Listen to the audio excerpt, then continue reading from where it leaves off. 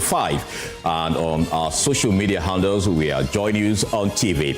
Coming up, Education Ministry awaits Chief Examiner's report before addressing private schools' BEC grading concerns. We have more as parents have until the end of August to prepare as HSS placement continues. Also, North Municipal Assembly dismisses claims that a private individual is building a toilet facility beneath the Pokuase Interchange, stating the project is an assembly initiative to improve sanitation and reduce congestion in the area. No, it's not being built by individual. Assembly that is trying to find a solution to the problem around the Pokuase Interchange. Also, after years of failed government promises, residents of Siru, mostly peasant farmers, are pooling their resources to build their own 6-unit classroom block. Yes, school feeding, water, all of them, we don't have it. But we, the community, we do our best. We are feeding ourselves, making pavilions for the school children to take place for their learning, as well as doing some petty things to support ourselves. Well, we'll tell you more in the final episode of our education series, Scrambling Start Season 2. Also, Bank of Ghana warns the public to avoid 20 unlicensed digital credit service providers, citing regulatory violations and significant risk to consumers. And of course, these and more with me, Carlos Calony. This is Joy News. We are independent, fearless, and credible. The pulse is brought to you by Defendril Cough Expectorant. Defendril, breathe easy, feel better. Stay with us.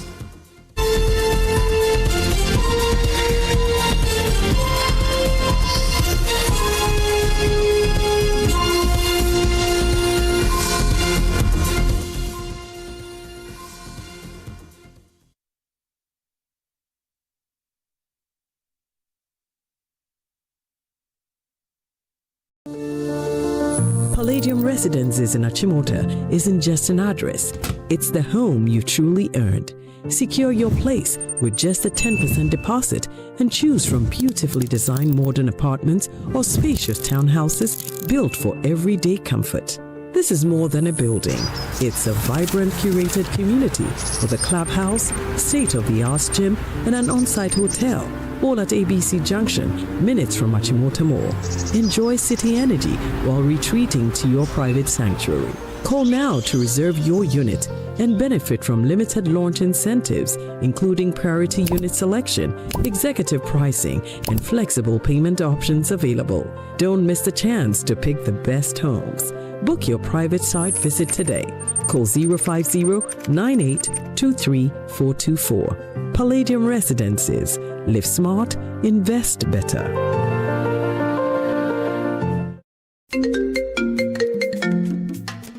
Hello, my name is Pamela from Customer Service. Please revalidate your account by texting your Ghana card number to 0500,000 247.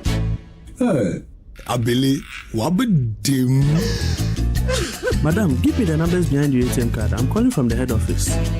An email was delivered across to our customers this morning. Confirm if this is your bank account. 100,100,100. Thanks for sending your bank card details. Send the OTP now to avoid cancellation. EcoBank will never call, email, send an SMS asking for your PIN, OTP, bank card, or Ghana card details. Don't get played. EcoBank, the Pan-African Bank. Hello, please, I'm calling from Customer Experience Center.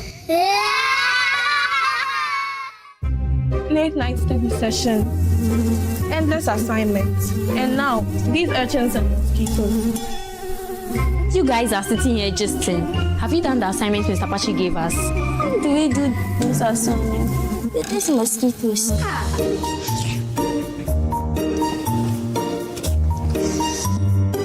Let me quickly upload this and deal with these mosquitoes. See miracle. Abro mosquito spray. Solution to keep your home mosquito free. Mom, this is what I call a good night's sleep. Oh yes, baby. With Abra Mosquito Spray, you get to sleep comfortably and wake up refreshed. Marketed and distributed by Kosharish Ghana Limited, number 5 Sprintex Road, Accra, Ghana. Please call 0243-690-066. Abra Mosquito Spray. One blast, total protection.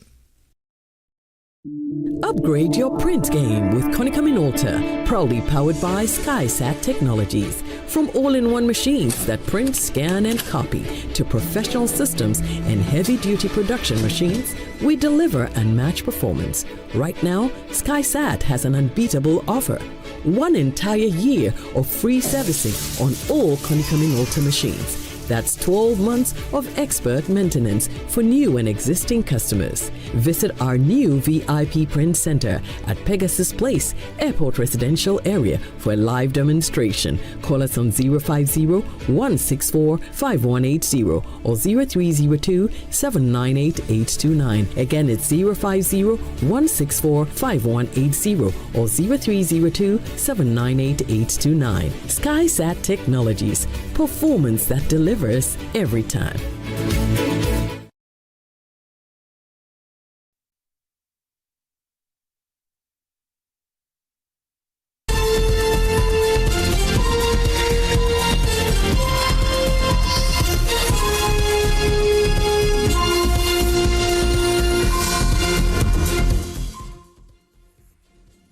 Welcome back, and thank you so much for staying with us here on The Pulse. Well, let's start from education, because the Ministry of Education said it will not act on concerns raised by the Ghana National Association of Private Schools over the CSBEC result until the Chief Examiner's report is released. Private school operators have questioned the credibility of the result, arguing that despite extensive preparation and strong internal assessment, many candidates' grades do not accurately reflect their abilities, particularly in the core subject. The association has also cited inconsistencies in the grading process, including claims that some candidates received results in subjects they did not register for. The National Association of Private Schools have been concerned with myriad of concerns coming from our members across the country, and that include results that we assume and we perceive not to be matched to the standard and then the capabilities of what the student delivered during the examination period, what they've written. And just like the instance you mentioned, just imagine an instance where a student registered for 3 in Volta region, and the examination results come, then the student rather had ever 3 in ever that C did not register or sit for, then we have 3 that the fellow actually registers and sat for, get to have 7 in that. We believe that all these and other many concerns are concerns of serious indication that there are credibility issues with the results, and we hope and urge all authorities involved to really consider their credibility level and rectify whatever concerns or whatever mishap that might have happened during the marking or scoring processes. We've all seen the performances of various private school children across the country, even our wards in our homes, comparing that to public institutions or public school children. We know the benchmark that they carry, and we know the results that they merit. And so to check the proportionate passing rate of private schools this year, then you compare that to the public, then you check genuine concerns from individual students who have sat for the examination, just like I mentioned earlier. It is concerning. It is indeed concerning. We don't want to believe there is anything deliberate or anything that is intended to disadvantage private school children. Mm-hmm. I mean, let me shock you that the private school sector in Ghana represents about 49% of established school establishment across the country. And so we largely are augmenting government's inability to provide education across the country, mm-hmm. and we are supporting education largely. And so when some of these things come, it discourages the operators of private schools, it discourages parents, and it equally demoralizes the spirit of students who sit for examinations in various private schools. Well, the ministry, however, insists it will wait for the chief examiner's report before deciding on any further action. Hashbin Mohammed is the press secretary for the ministry. I wouldn't sit here and entirely dismiss their concerns. However, it is important that after every exams, you wait for the chief examiner's report. I think the chief examiner's report will give details as to the performance of students in the BEC. Until that, it will be very, very difficult for anyone to make a meaningful analysis of the results. And at the same time, when I am having difficulties to understand certain things, because when examiners take maybe the answer booklets of any student, the answer booklet does not indicate this child or this student is from a public or is from a private school. They mark the script based on the information available on the face of the answer booklet. Formally, such a complaint hasn't come to the attention of the Education Ministry, but media reports, I've heard reports in the media, and then I've also had some parents who have called me and they have complained that the proprietors of their schools are saying that it is like some of the private schools are being discriminated against. And I want to calm them down and then only advise them that they should wait for the chief examiner's report. And I think the Honorable Minister will not hesitate to direct the Ghana Education Service maybe to put up a committee to investigate that. These complaints, all right? Yes, but for now, I think let's all wait for the chief examiner's report. Meanwhile, parents have about a month to prepare for the next stage of the admission process, with placement under the computerized school selection and placement system expected by the end of the month. Coordinator of the placement system, Sharif Suleimana, says placement will be released by August 31, 2026. Placement activities has to do with the sensitization and the choice selection, which actually started yesterday and would end on Friday, the 7th of August, 2026.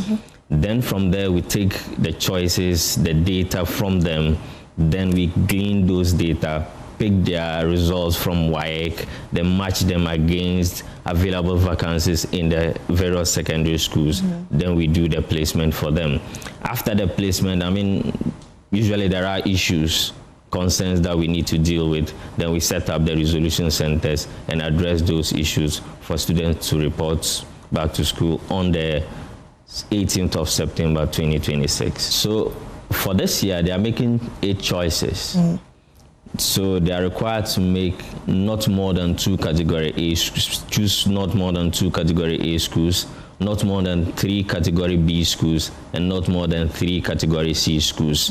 Once that is done, I mean, based on the results you have, it should tell you your strengths, whether or not you are eligible or qualified for a category A school. The results as they are, we match the aggregates of the candidates to the available spaces and the programs in the various choice of schools. By our schedule, we're expecting that placement should be released on the 31st of August 2026. So the reason we want to release on the 31st, at least we still have a window of 2 weeks, 3 weeks to deal with the issues and address them for them to get them ready to report to school on the 18th of September.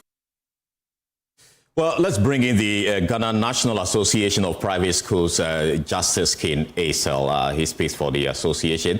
And also joining me is the chairperson on Parliament Education Committee, Peter Nocho Kotoi. Grateful to have you. We'll also be speaking to the executive director of the Institute of Education Studies, Dr. Peter Ante. Welcome to the conversation this afternoon. Let me start with you, Justice King Aisel. You have raised concerns over the credibility of results, citing some inconsistencies in the grading system. What really is your basis for that position? All right, so thank you very much. Let me seize this opportunity to thank Joy News and viewers for this opportunity. We have what we have different type of assessment types. But particularly what we are using right now is the norm referencing, which have been used for some time. It was the case that only the best move to the next level in our educational system. So in the past, through the olden days when we used to have this common entrance, O A-level and all that. But along the line, with the introduction of FQ, basic education has become compulsory. Everybody has to attain that. Even that, we further stretch it to mean that basic education will have to terminate after SHS. So every child is expected to move on to the next level. In doing all these things, assessment type hasn't changed. The system is simply this, that you're comparing the children with other cohorts, so that 4% of the top tier will be given grade 1 irrespective of what marks they score. So supposing you wrote the examination and like have been done, and you score 80, for example, and then you don't come within the 4%, you're not awarded grade 1. Parents don't see the raw score, they see the grades. And so this actually means that the system is not as transparent as the new reforms that have taken place over the period. We expect that, like the SHS, it should be clear. If grade 1 is from 100 to 75, let it be so. So that in the event that our quality of education is dropping, we can all stakeholders come together and see how we can be able to help improve on this. Are you suggesting that with the current system reform that we have, even you as educators, you're unable to actually track the actual data in terms of performance of your students? Is that the point you're making? Exactly so. Exactly so, because of the non-referencing method that is being adopted. So you cannot even track that. And we find that inconsistent with the changes that have occurred over the period. So we are almost like putting a new wine into an old wine skin. It doesn't agree with. You see, even more serious to that is this. What we are guaranteeing as rights to education for all, with the system we are using currently, 4% of children who write BEC are denied opportunity of going to SHS because anybody who scores 9 in English or in mathematics will not be placed. It might not be because of performance. It's just because of a grading system that is outmoded. Simply that. Is this the first time as private schools you have a concern regarding the grading system? We raised this concern over the period, but particularly with the introduction of the new Act 2020, Educational Act 2020, the working Ghana Education Service ceased to follow the strategy that we inherited over the period. I think I'm losing you, if you can make that point again. Well, we are speaking to Justice Kineso. He speaks for the Ghana National Association of Private Schools. We'll try to rework our lines and then get to, speak to him. But let me bring in the Chairperson of Parliament Select Committee on Education, Peter Kwesi Nocho Kotoi. Welcome to the show. I believe you've heard from the, the private schools. But I'm told we have Justice Kinesa back. Before I come to you, Justice Kinesa, you were making a point. Can you land on the point you're making?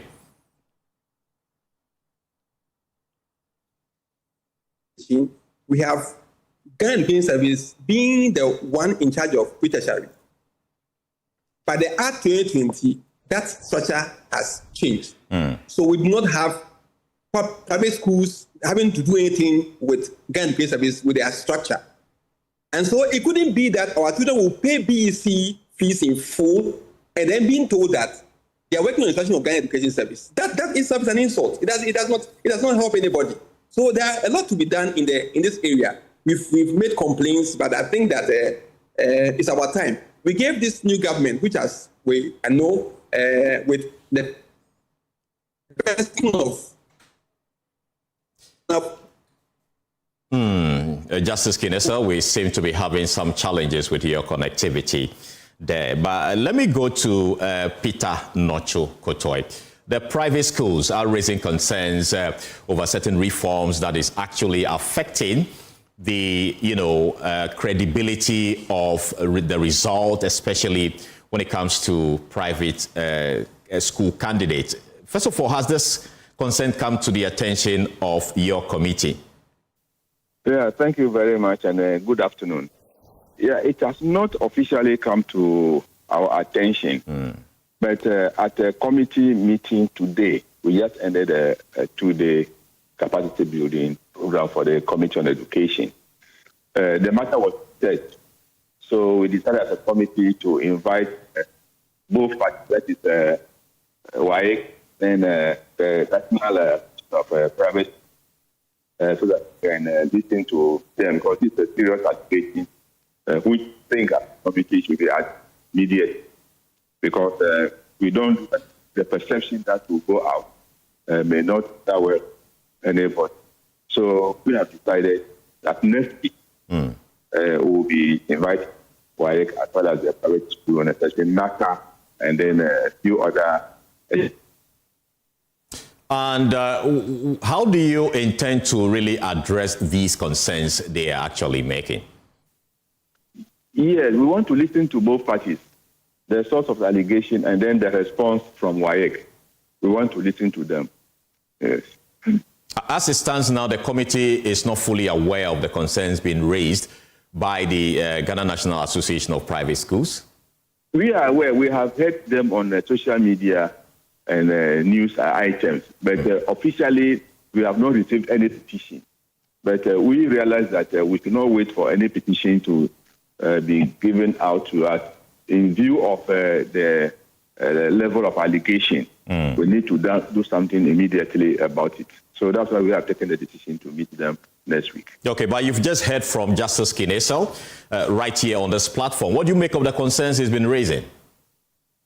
Well, it will be difficult for me now to draw any conclusion. We need to listen to both sides.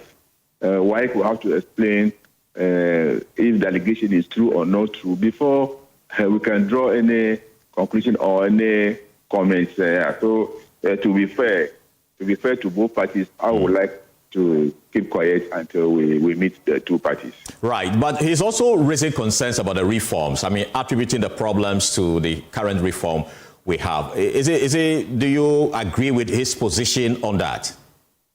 I said earlier that we are inviting NACA, which is in charge of the curriculum and the reforms, National School Inspection Authority, and the WAEC itself. So at a table that we will all converge, I think the truth or otherwise will emerge there. So excuse me to do that, then probably we'll get back to explain better to your public. Thank you so much, Peter. Kwesi Nochokoto is the chairperson of Parliament Select Committee on Education. Well, I have the Executive Director of the Institute of Education Studies, IFEST, Dr. Peter Anti. Grateful to have you here on the pause. Now, you've heard from the private schools. Do they have any point at all in the concerns they are raising? I think for about 3 years now, this issue has been coming up, that the private schools believe that something is being done negatively against them. I don't know how far they have taken this. I heard this report last year, and this year too, they are speaking the same language. I wish that they take it up to the relevant authorities. The unfortunate thing is that WAEC seems to be regulating itself. So there's no, higher body that supervises WAEC. What they can do, as I've heard some of their leaders saying, is to write a petition to the Ministry of Education and also the Select Committee on Education in Parliament, so that some investigation can be conducted. As it stands now, this still seems like an allegation, and unless there's an investigation, none of us will be able to ascertain the truth in what is being reported. So you have identified a regulatory gap there. Beyond the petitions and what you're suggesting, what would be the permanent solution to address this particular concern of the private schools? I think over the years we have said that WAEC needs a regulator. We believe that some of the issues that come up every year, you would need a higher body to sit and then call the parties together and then supervise whatever challenge that has been brought up. So maybe this is an opportunity for the ministry and the relevant authorities to look at the whole WAEC structure and see whether there could be an authority or supervisory body that looks into the activities of WAEC and certain concerns are addressed when they come up. For the private schools, I think they also need to do some soul searching. I believe that over the years, the perception that private schools are always supposed to perform better has been with us, and they need to step back a little and see whether some of the schools are doing what they used to do over the years to get that kind of outcome that they were getting. I think that it is not enough to always say that somebody is marking your students down. It's a very big allegation. I don't see why WAEC would isolate private schools and say that it's something that beats my imagination. But of course, anything can happen. Anything is possible.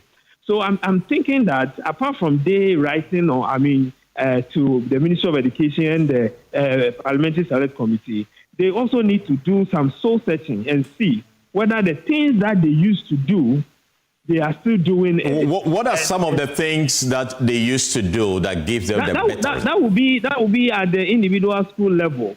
So the schools that are thinking or that are complaining that their performance are dipping, they need to sit down and look at it and ask.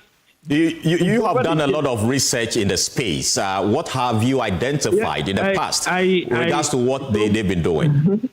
So the private schools have been very top-notch in terms of supervision and monitoring. Okay, so when it comes to day checking, teaching and learning and other things, it's been top-notch. One thing that I've observed, and this even came up about a month ago, there's some work that we are doing. There seems to be a lot of assessment, they call it mock, a lot of mock activities that the students do, but the teachers do not have the opportunity to finish marking them before they move on to the other one. Let me give you an example.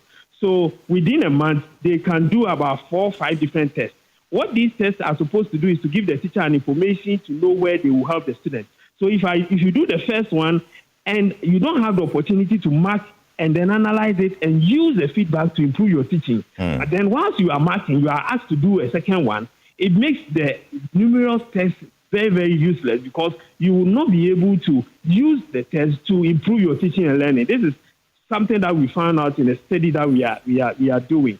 And that is solely among some of the private schools. So that's why I'm saying that they should do some soul searching and see whether the things that they used to do that gave them that kind of result, they are still doing it, or they have relented on those things and they are doing other things also.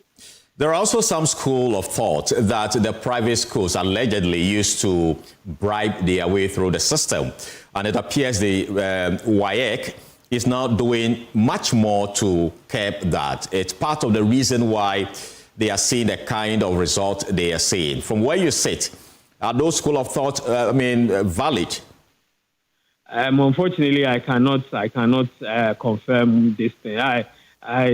So it means that they are saying that the private schools were engaging in examination more practice. Exactly. And because of that, they were performing well, and now they cannot do. I can't say anything about this. But what we need to do, you see, as a researcher, what we will need to do is to just get the list of the schools that are complaining, and then do a trend analysis of their performance, link them to their practices in the school. This thing, the private schools should get people to, do scientific work for them, so that when they are speaking, they will be able to project that these are the things that we have been doing over the years. These are the results that we were getting, and from 3 years now, this is what we are seeing, and that is why we are suspecting this.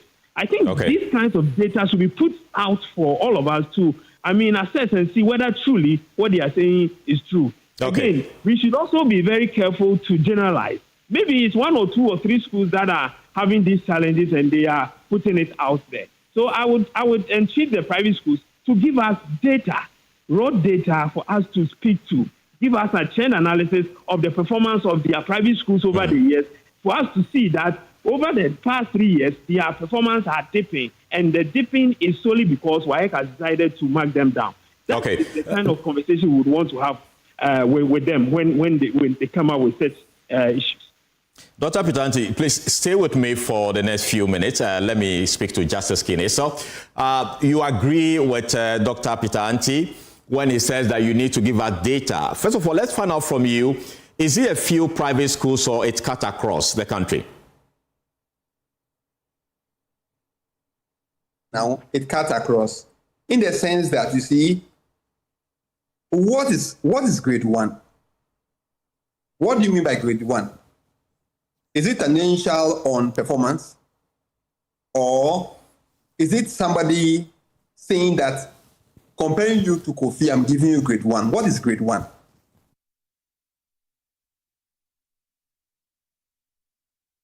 Can you hear me?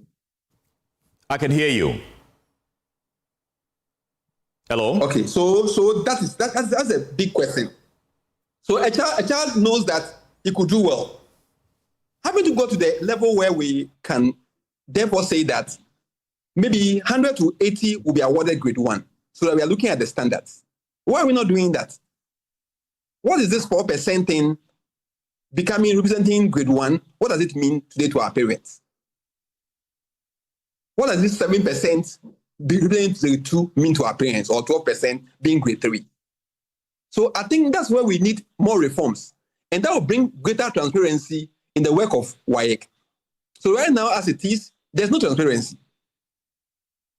And WAEC by itself, when it comes to, until we started the fight for the 30% placement gap, which has become 15% now, we thank the current government for the yeoman's work.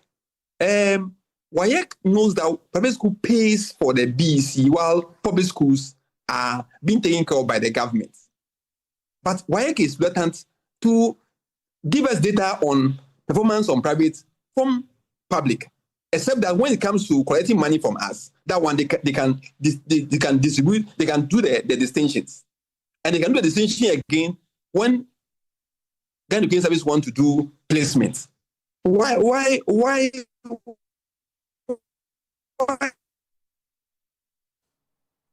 Oh dear, we seem to be losing Justice Kineso. Level of fairness in the process.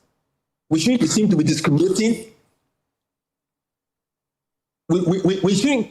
Can you hear me now? They shouldn't be discriminating between public and private. Where does the discrimination lie? That's what we are struggling to understand. Where is the discrimination then? Because the private schools tell us. So private school students pay their BEC registration in full. They pay. Public does not pay.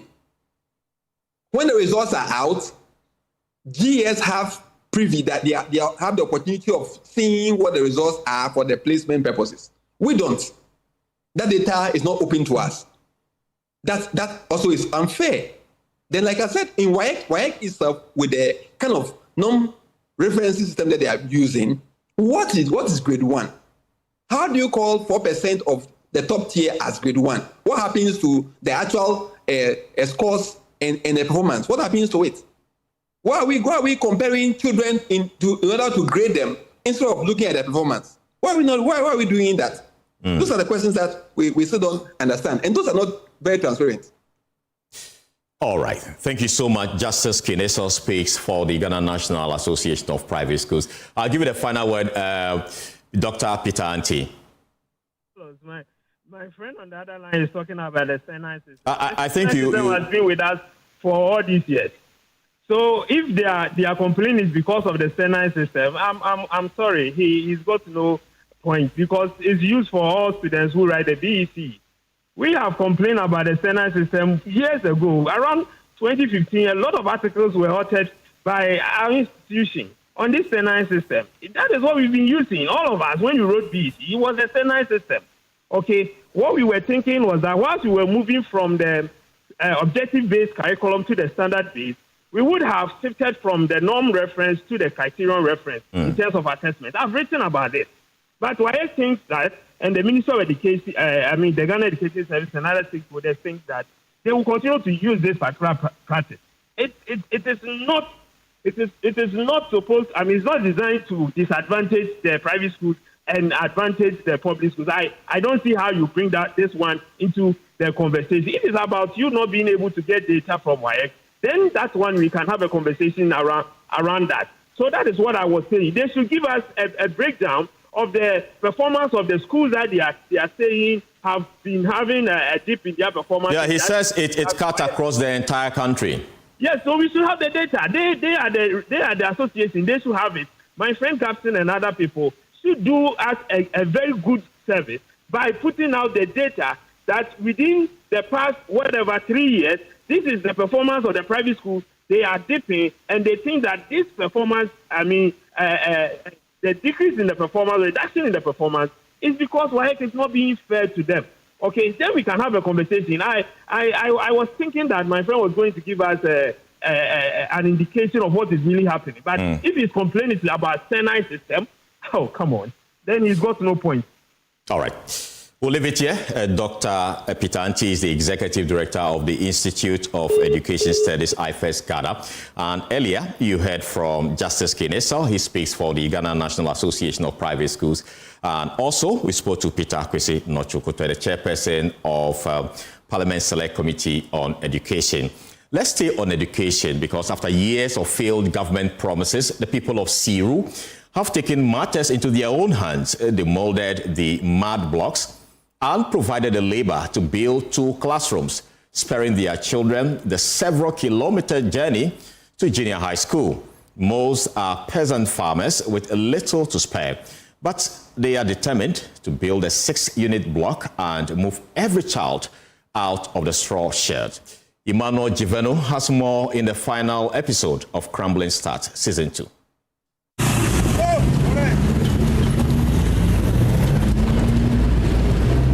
This is my second time in Siru, a small farming community in the Wa West district. The first time I came here, children were learning under trees. 2 years later, very little has changed. Straw sheds are still being used as classrooms, and the same half-roofed pavilion is still holding more than one class. When the wind picks up, lessons slow down. When the sun becomes too harsh, they sometimes stop altogether. But one thing has changed. The community is no longer waiting. We have a lot of problems. If you see as a school, we don't have the school block for the students to be taking their learning process. As well as furnitures, school feeding, water, all of them, we don't have it. But we, the community, we do our best. We are feeding ourselves, making pavilions for the school children to take place for their learning, as well as doing some petty things to support ourselves for our learning process to be going on here. As you are seeing, we call it Stampa, the pavilions. We are doing it for ourselves. Because we don't have school building, we volunteer ourselves doing their building for the school children. So that's the esophagus, and we are going to talk about the function of it. After years of pleading with the district assembly for a 6-unit classroom block and getting nothing but broken promises, the community has decided to take matters into its own hands. The community are now more active than before because thanks to your coming, they have gotten us another 2 classroom unit block. That was last year, and this academic year they are embarking on another one, and they have just started molding the bridges. So I can say when we come to school infrastructure, that is something new that Siru DAKG is getting. We are really happy. Both teachers and pupils are happy about that. Behind the school, piles of freshly molded mud blocks are drying under the sun. Each one represents a contribution from someone in the community. Some offer labor, some cook for the laborers. Others contribute small money they can afford. Together, they are building a classroom block for children who would have otherwise stopped school after primary 6. We used a math brace to do it for the summer is like the temporary classroom. For hours, we form one in front too. We don't have JSS. Pupils of Siru DA Basic School who complete Basic 6 must travel several kilometers to continue their education. For many of them, that distance becomes the end of their education. That is why the community has decided to build its own junior high school. So far, 2 of the 3 math classrooms have already been completed and are in use. The first GHS1 pupils are occupying 1. The other, Basic 3 pupils who used to learn under a tree, have now moved inside, finally sheltering away from the sun and the wind. We have JSS Kangba. If I know Kangba and this one there is far. That is why we decided ourselves to just build these pavilions for those that have completed JSS to start learning as a junior high. But for the school, the math classrooms are only the first step. The headmistress and the school management committee have now put together a simple plan they believe can truly change the future of their children. It starts with what the school needs most right now: more classrooms for the growing number of pupils. We are the instruments of change. We are supposed to be the agents of change in this community.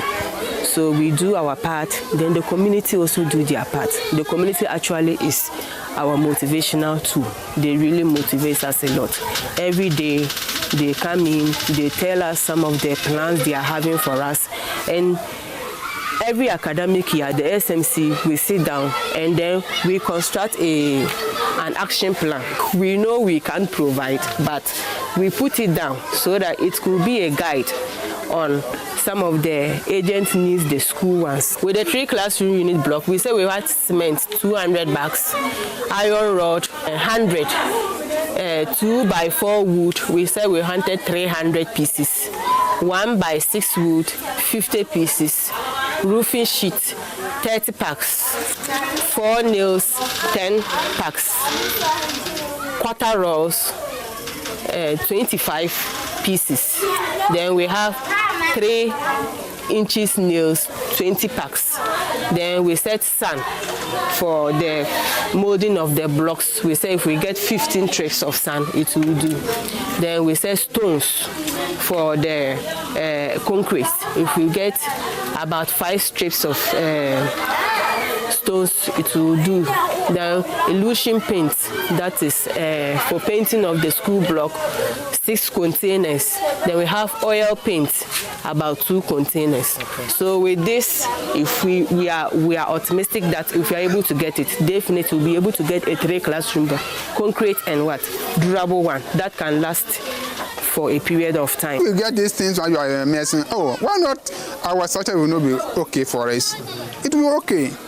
Yes, we really need them.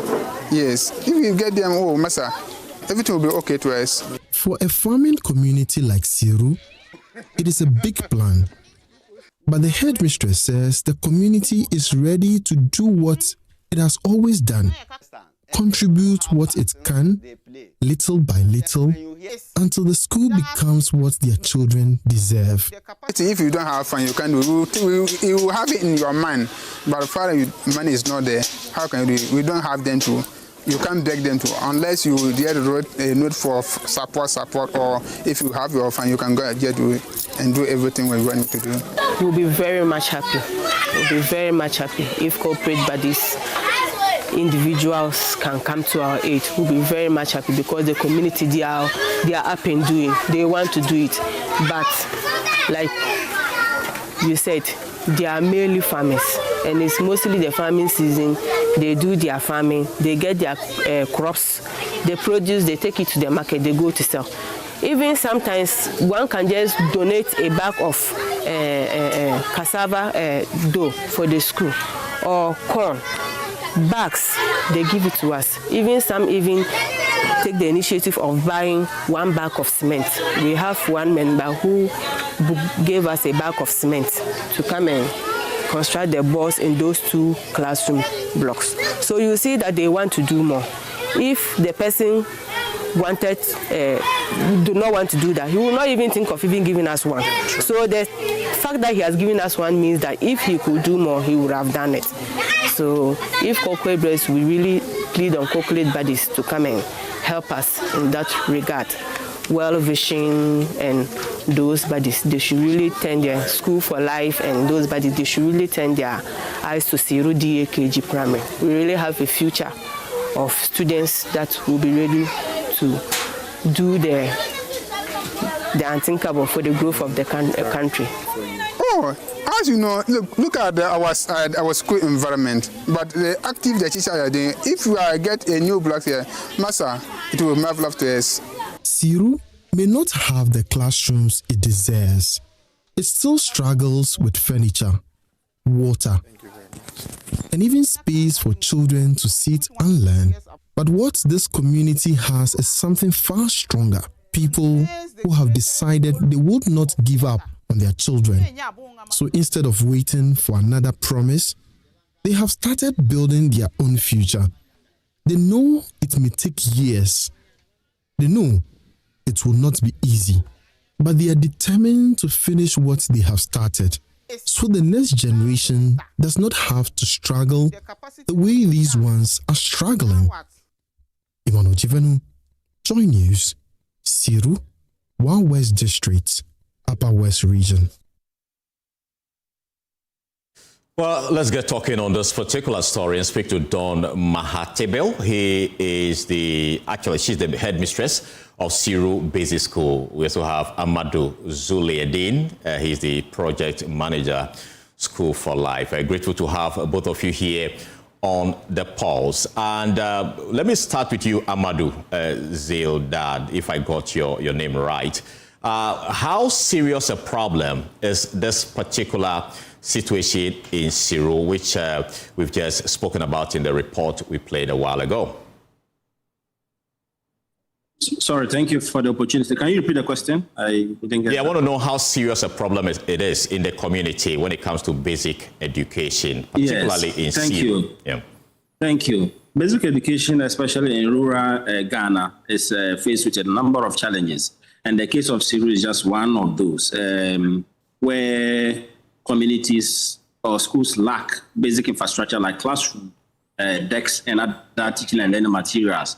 For the case of Siru, through the work that we do as a CLARE project, citizens' capacity have been built and then their agency enhanced, where they now realize the important need for education.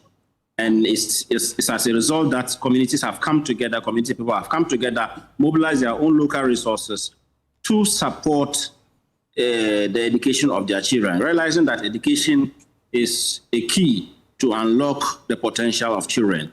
They have been able to mobilize resources to put these structures together. And then you see the makeshift structures they have put. That's the innovation of the school leadership led by the headmistress.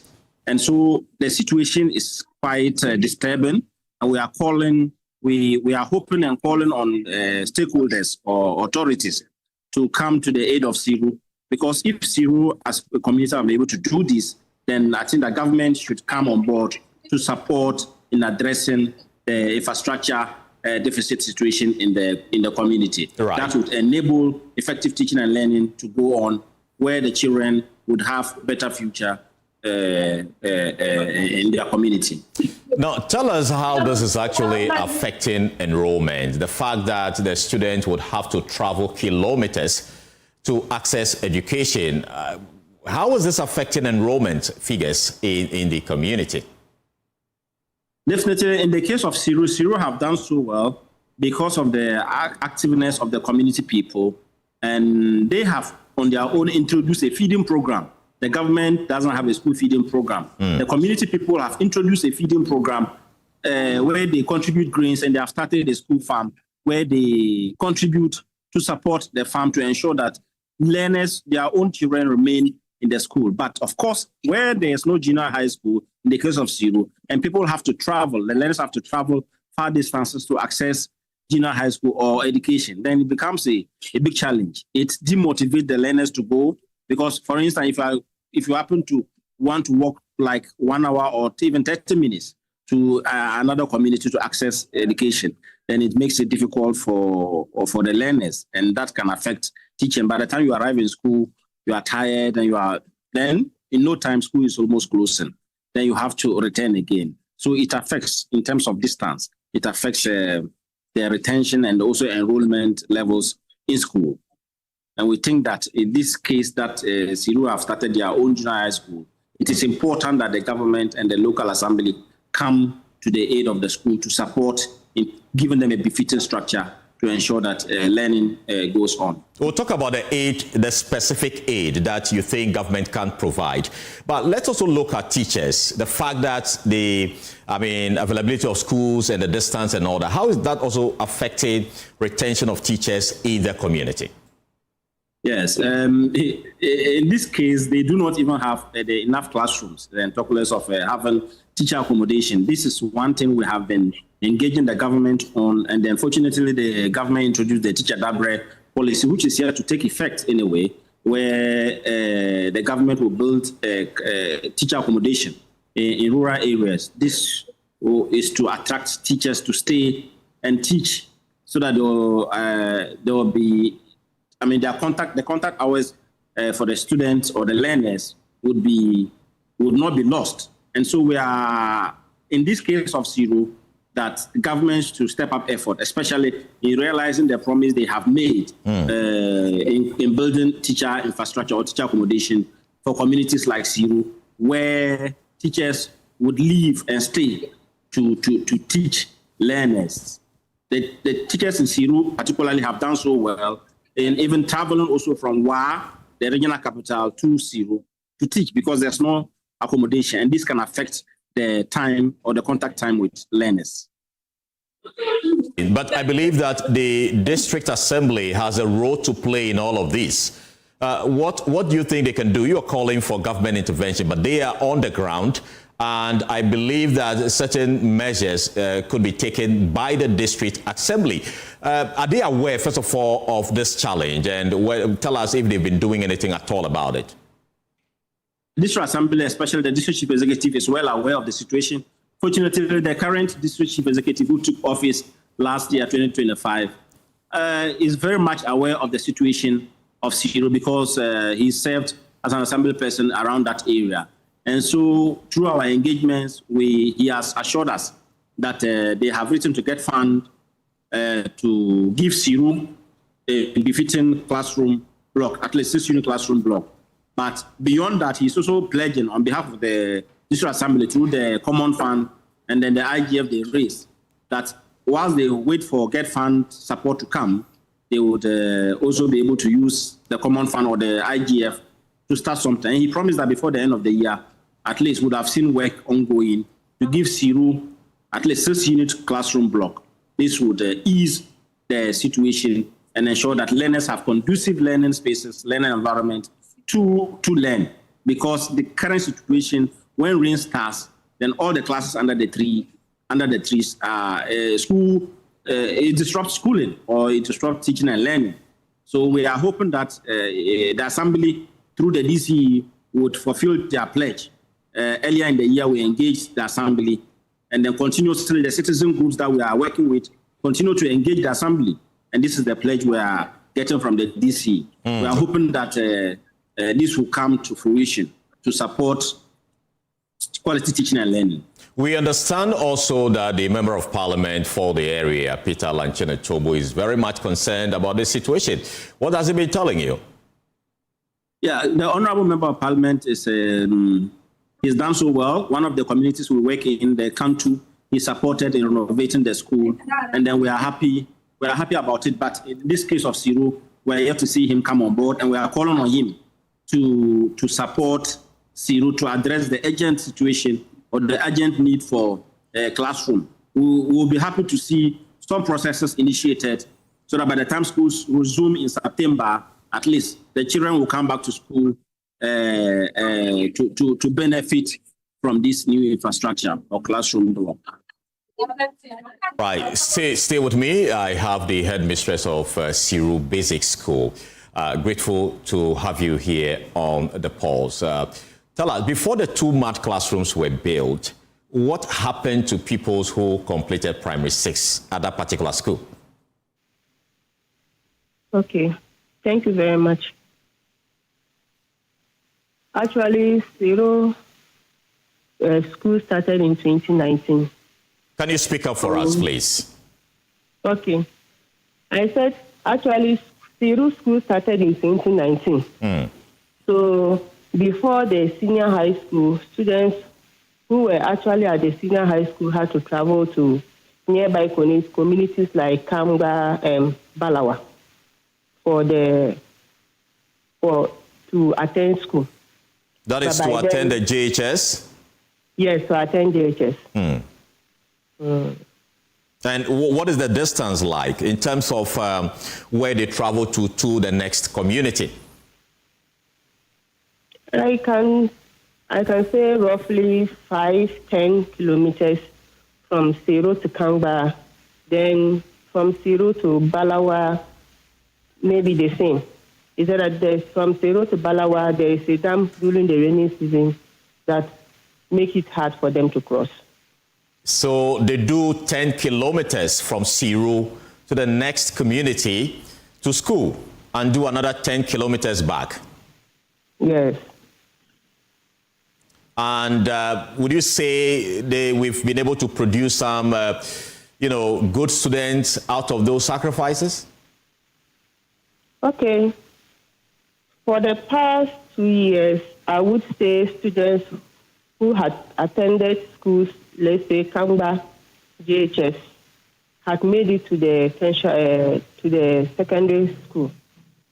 So I would say, though it's tiresome, but the children do their best and they are able to make it to the second cycle. Right. How committed are the community people who we are told have been supporting with building this new block from where you are as the headmistress? Very committed. Very committed. They are really up and doing when it comes to the school, because every now and then they are out to put heads together on how to provide some of the needful things the community, the school actually wants. So mostly the PTA, the SMC, the assemblyman mostly comes to visit the school almost every week to make inquiries what is happening, so how far with issues. So they are really up and do. And community, when you call them for meetings, they come and they are ready to listen to you and they are ready to help out in any way they can. Right. And finally, what do you think will happen to these children? I mean, those who are going to complete primary 6 if a school is not built immediately? So for now, the community, because they were really serious about their children, they constructed a 1 classroom unit block. That was the beginning of this last year. Right. For the basic 6 who were to move to basic 1, JHS 1. So when we saw that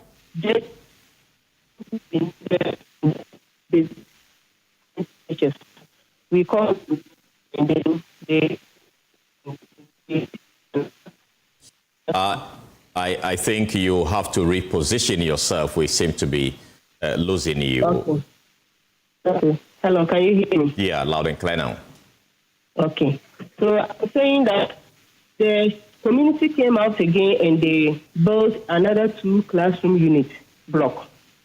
So with that 2 classroom unit block, hopefully when school is academic year, basic JHS 1 will be moving to the next classroom, then basic 6 will then move to the basic JHS 1 classroom. The problem is that since the basic level, that is from KG to basic 6, do not have classrooms, we make the children go to occupy those 2 classroom blocks. So even when JHS 2 commission next academic year, those children Basic 6 and Basic 3 have to move to under the tree. So it will really affect us. And you, the teachers?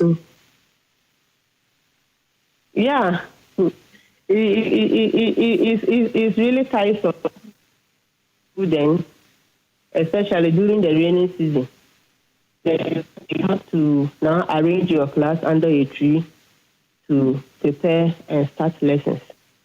So we are just, it's really tiresome, but we are doing our best and we are just praying and hoping that they come to our aid with a classroom unit block. That's just what we need now.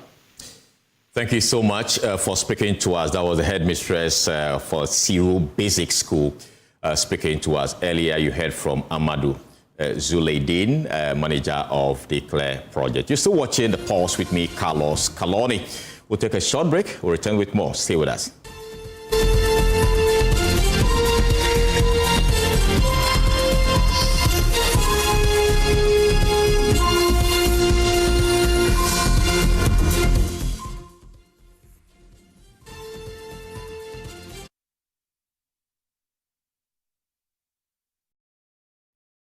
Matters, bad referee decisions.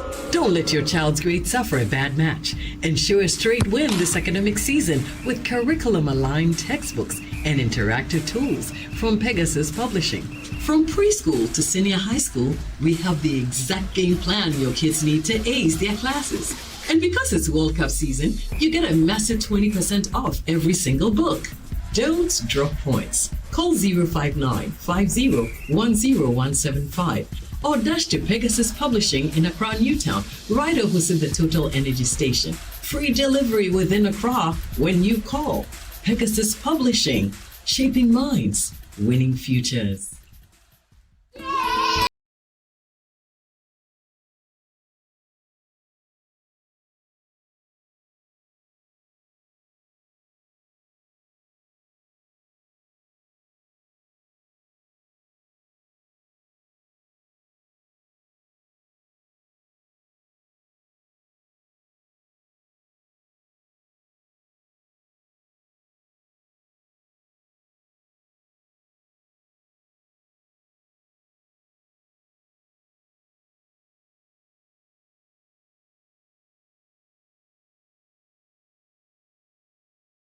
Distributed by NS Chemist Limited. This advertisement has been vetted and approved by the FDA. So this strategy will lead. Oh no, not again. Say, relax. The generator will come on now. The generator is not working. Why stress yourself when the experts are just one tap away? Introducing Left Power, the smart emergency support app from Left Signature Limited. With Left Power, certified engineers respond fast, anytime, anywhere. No delays, no stories. Hello, sir. This is Left Signature Limited. The request has been received and our engineers are already on their way. Please relax. We've got you covered. This is professional. Every Left expert is certified, verified, and can be tracked in real time. Oh, you'll know they're coming before they even arrive. From electrical engineering and solar power systems to data center management, cloud services, smart automation, and software development, Left Signature delivers excellence, fast, reliable, and professional. Left Power. Your solution is just one tap away. Available on Play Store and App Store.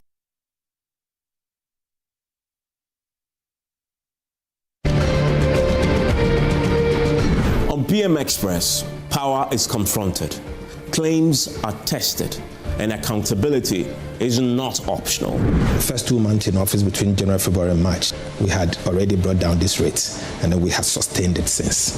Politics, business, the economy, social justice. If it affects your life, it will be examined. If it shapes your future, it will be interrogated.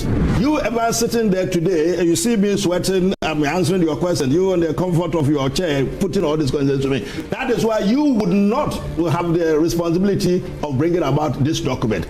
No safe spaces for evasion, no comfort in half-truths, just facts, pressure, and the courage to stay with the question until the answer comes. Your word says, my words were, those listen, on Compact Plus, you pay 570 and you get more channels. Evans, that moves you. This is the speech. To the speech I read yesterday is what I'm holding here. You didn't read the speech. You didn't write it. I wrote it and I read it. Because democracy demands scrutiny, and the public deserves clarity. When the day's noise fades and the nation needs understanding, there is PM Express on Joy News. Independent, fearless, credible.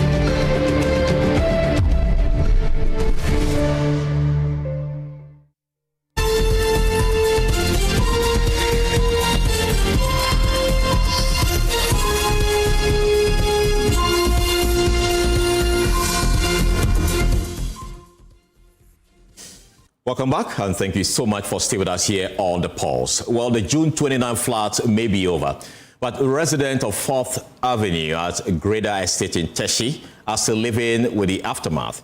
A damaged road and bridge have turned what was once an easy commute into a daily struggle for residents and motorists.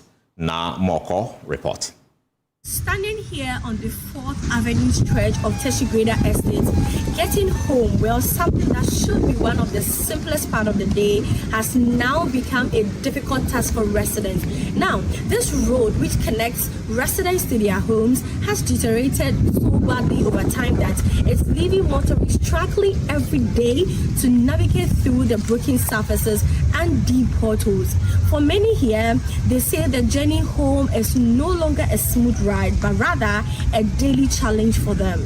For years, this road served as a convenient link for residents accessing their homes. But after the floods, deep potholes, washed out sections, and a damaged bridge have transformed the route into a daily challenge. Motorists are forced to slow down, maneuver carefully, or abandon the road altogether to avoid damaging their vehicles. I've been living here for some time now, and this is just my house. I'm from Tanguin. And then since the flood, in fact, we don't have easy access going to our homes. So we are pleading with the authorities. Please, they should come to our aid. In fact, the road is in a very bad state. For residents, the impact goes beyond transportation.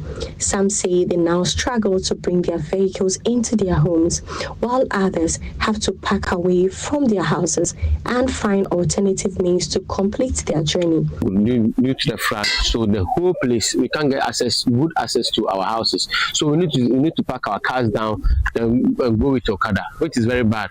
And our roads before was very good. Yeah, I was in this area 2016, and it was very perfect road. Yeah, but as it stands now, you can see the rain that falls recently. That's what has made the road like this. Residents fear the situation could worsen with another heavy rainfall and are appealing to authorities to urgently rehabilitate the road and restore the damaged bridge. On the other side of the road, it's almost the same in this estate. So, I mean, there's nothing. I don't know whether it is a grader that has to take care of these things or it's the government. So we are pleading with the authorities to come and help us, to come to our aid as well.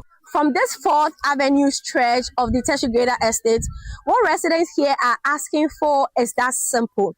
That is a safe road and a safe bridge they can safely use to access their homes without the fear of getting stuck or damaging their vehicles. But then, until the needed repairs are carried out, this remains a daily hurdle and struggle for the people who call this community a home. Reporting for Joy News, I am Na Moko, Teshi Greater Estate. Well, away from that, government is moving to ease pressure on Greater Accra's landfill site by formalizing waste transfer stations. The plan will bring tricycle waste collectors into the country's sanitation system. Local government minister Ahmed Ibrahim says the measures form part of the 24-hour sanitation model. Nancy Kumson reports.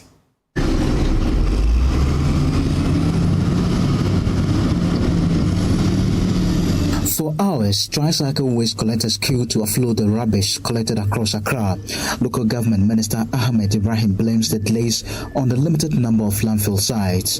During a visit to Zoom Lion's integrated recycling and compost plant, he said government is introducing a 24-hour system to compact waste and transport it overnight to landfill sites and recycling facilities in the eastern region. So the kind of convoy, tricycle convoy, and those things that you are seeing here is something we have to work on. And therefore, whatever we will do, and that is why decentralization comes in. If we are able to fix the Malam transfer station, you know, this Accra West, Malam is for Accra West, and the whole pressure from Accra West comes here. Jamestown, Dansu Mine, all of them come to this place. That's why you are seeing the pressure that you see. So even the RCOP here is under pressure. They have to seriously convert the place into a transfer station where the long trailers can be able to cut the waste from here to the eastern region in the night. However, workers under the Metropolitan Municipal and District Assembly sanitation project held a protest over unpaid allowances.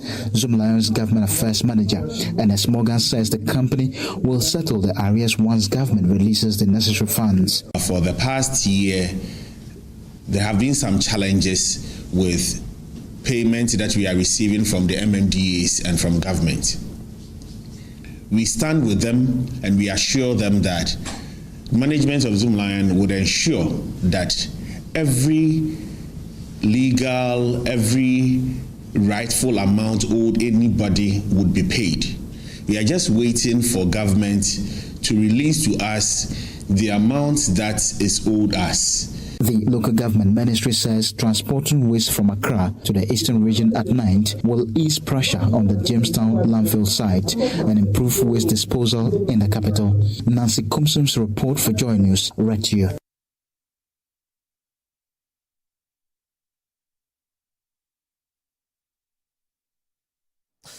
Well, the leadership of the Ghana Private Road Transport Union is meeting to decide whether to increase transport fares or maintain current prices following government's 2 Ghana cedi per litre diesel intervention. The meeting comes after government appealed to transport operators to suspend any fare increases during the 1-month subsidy period.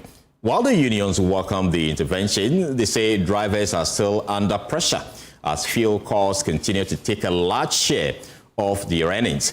The outcome of the meeting will determine whether fares remain unchanged or operators proceed with a planned increase. Listen to Samuel Amwa. He is the Deputy Public Relations Officer of the Ghana Private Road Transport Union on the matter. We were also looking at the area of the petrol. You know, we also have some vehicles that use petrol, taxis and other vehicles. So we're thinking that maybe we'll look at that area too. Looking at where the fuel price or the diesel went to, and then this 2 cedis reduction, although the government has done very well, but still the drivers are still complaining. We also share their concerns because at the close of the day, the work and all the money will go into fuel. And so therefore we are just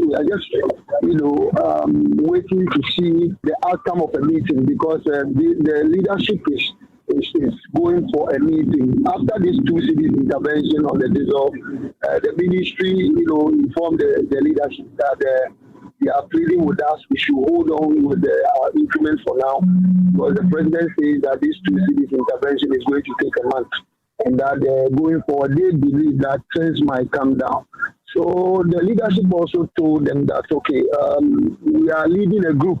So the best thing for them to do is also inform the members, deliberate on it, for them to see the final decision to be taken.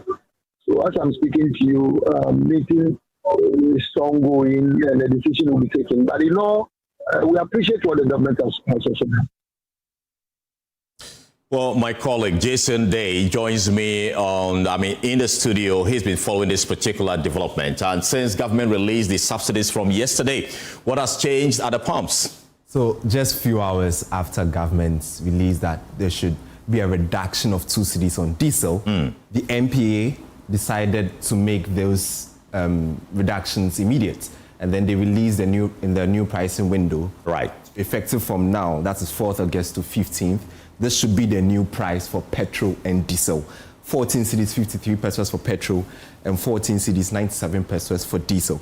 Now, at first, it was 16 cedis 97 pesos for diesel, and we can clearly see that reduction is seen for diesel over there. So now this is the new price floor. This is the price at which OMCs, or I should say oil marketing companies, cannot sell below, which means they can sell above it. So they need to adhere to that particular directive from MPA and the government. But we've gone around, and then as of yesterday, we saw that Star Oil have reduced their prices.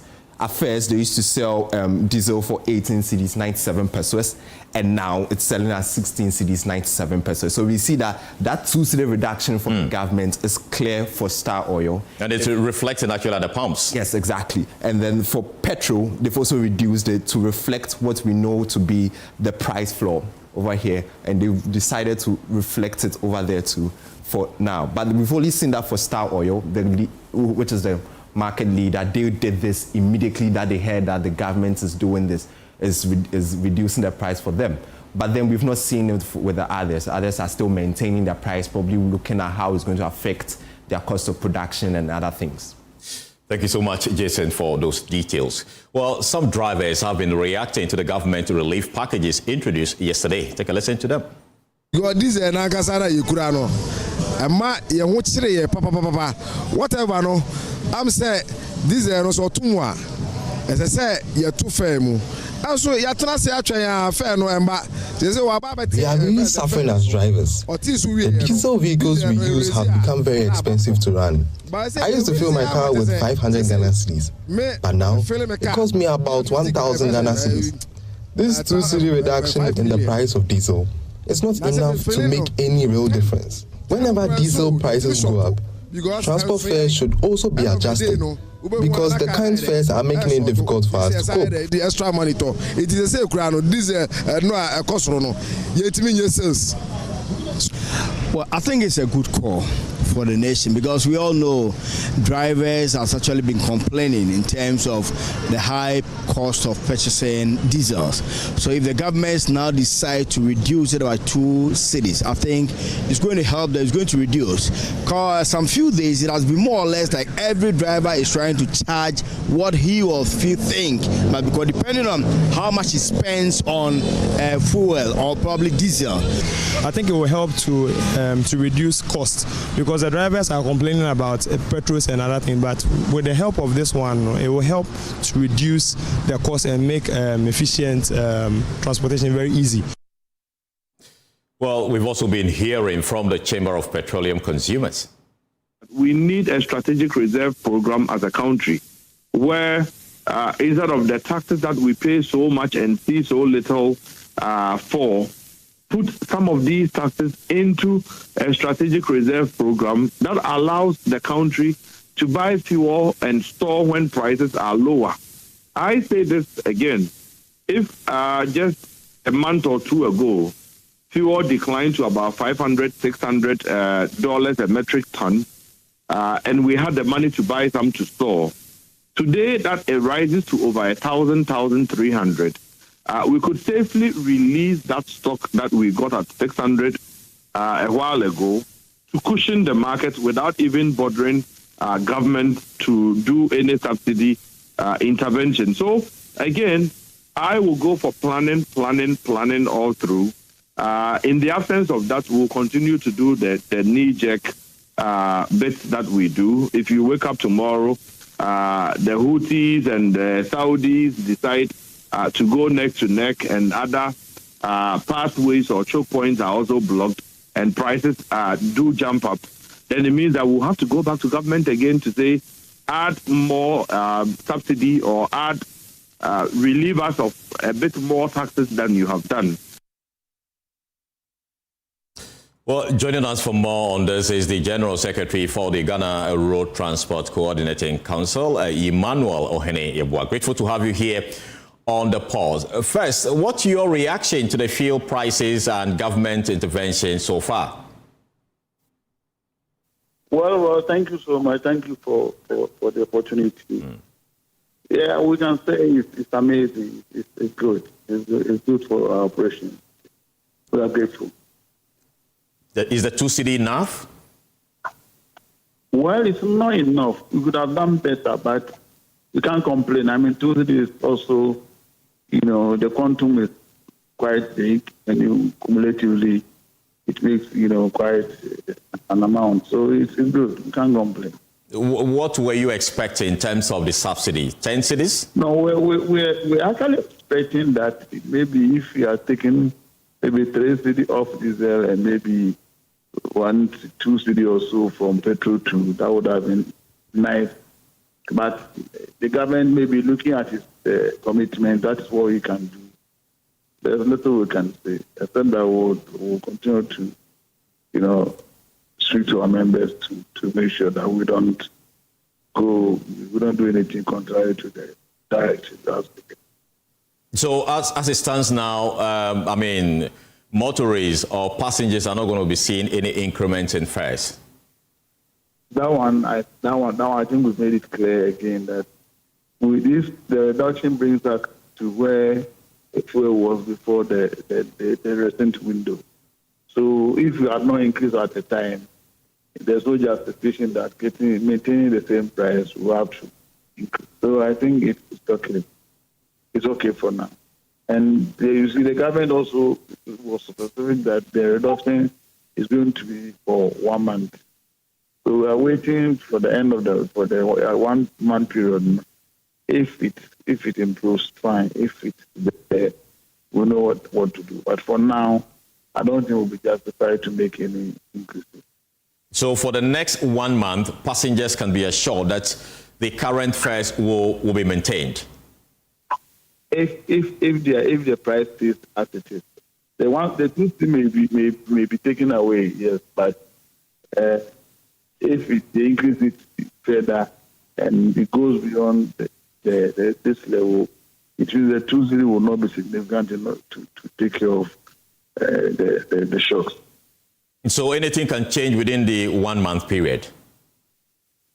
Well, I'm not saying we're going to change anything by way of increasing, but we're going to monitor the system. If the numbers maintain the way it is, we are good to go. What? Just land. Okay, I was going to ask you, what's the level of compliance among the transport unions regarding the decision not to increase fares at this point? Oh, generally, I think it's been complied with. Earlier on, heard news that people were doing some arbitrary increment, especially in the evenings and in the morning. We put out posts to see to it that those doing that have stopped. Because we realized most of the guys who are doing that are not members of any of the unions. You just opportunity and come and do that with the junkie, the junkie that they are. So these are the want to address. Once we get to that's arbitrary in the evenings and in the morning, I think that's the problem, and there will be no for us to increase. And what mechanisms are you putting in place to track and perhaps control those recalcitrant drivers who are non-union members but are taking advantage sometimes, like you said, in the evenings and early mornings to extort from unsuspecting members of the public?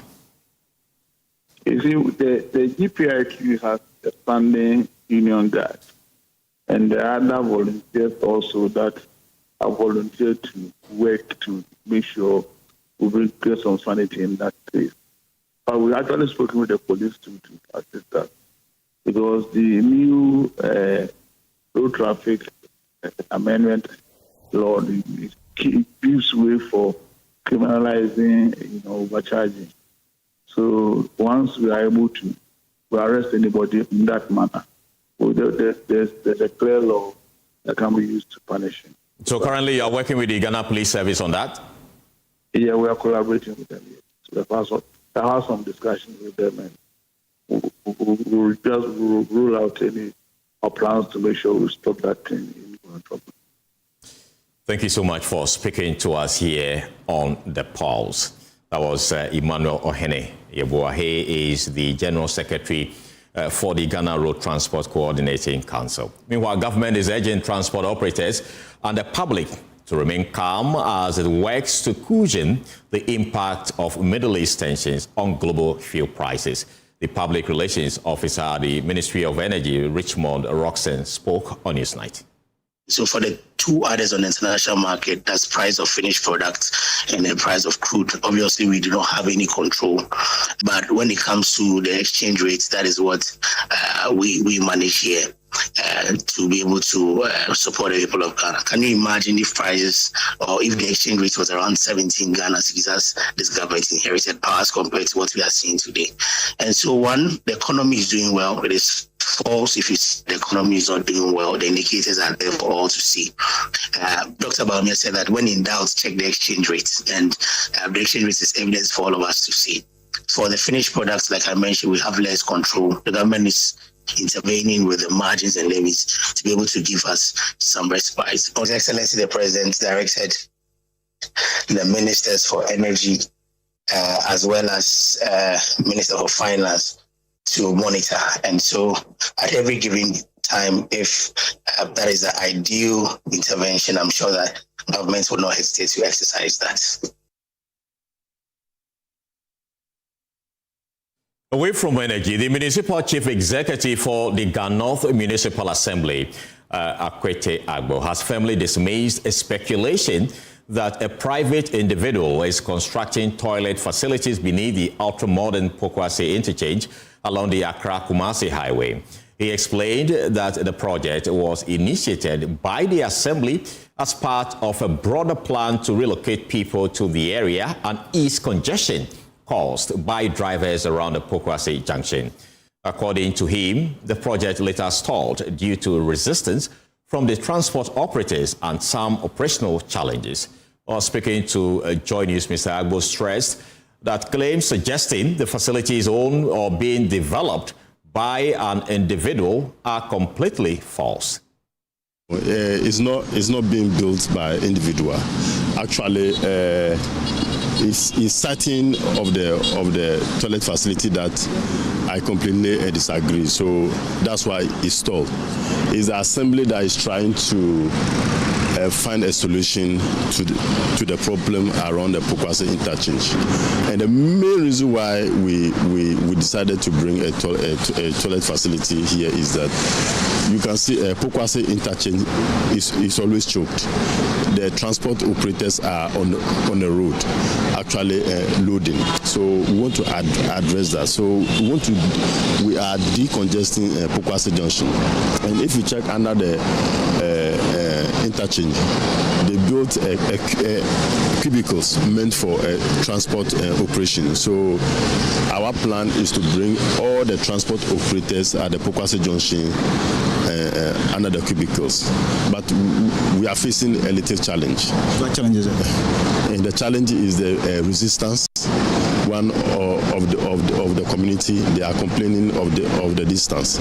So that is the challenge. We continue to engage them. We had several community engagement. The need why we need to decongest Pokuase. So it's as a result of that. And if the people comes here, they will need urinals. Well, my colleague Fatal Bayaga has been following this particular story and now joins me in studio for more. Fatal, you have been speaking to the MC for the area, and he did indicate that some demolition will be happening. Did he tell you who is going to bear the cost?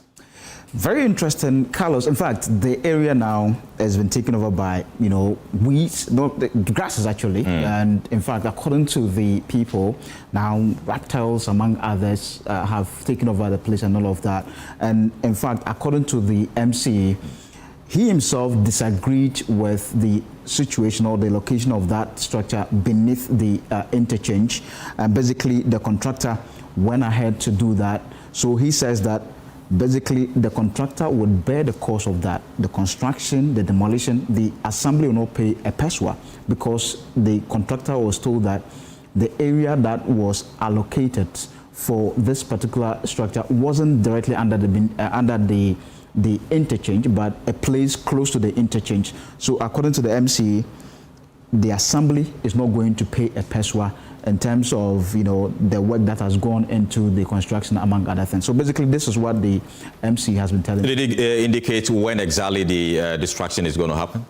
In fact, even before I left there were some officers who came from the environmental department of the assembly, and they have begun demolishing the structure. So as I speak with you, they are doing that at the moment.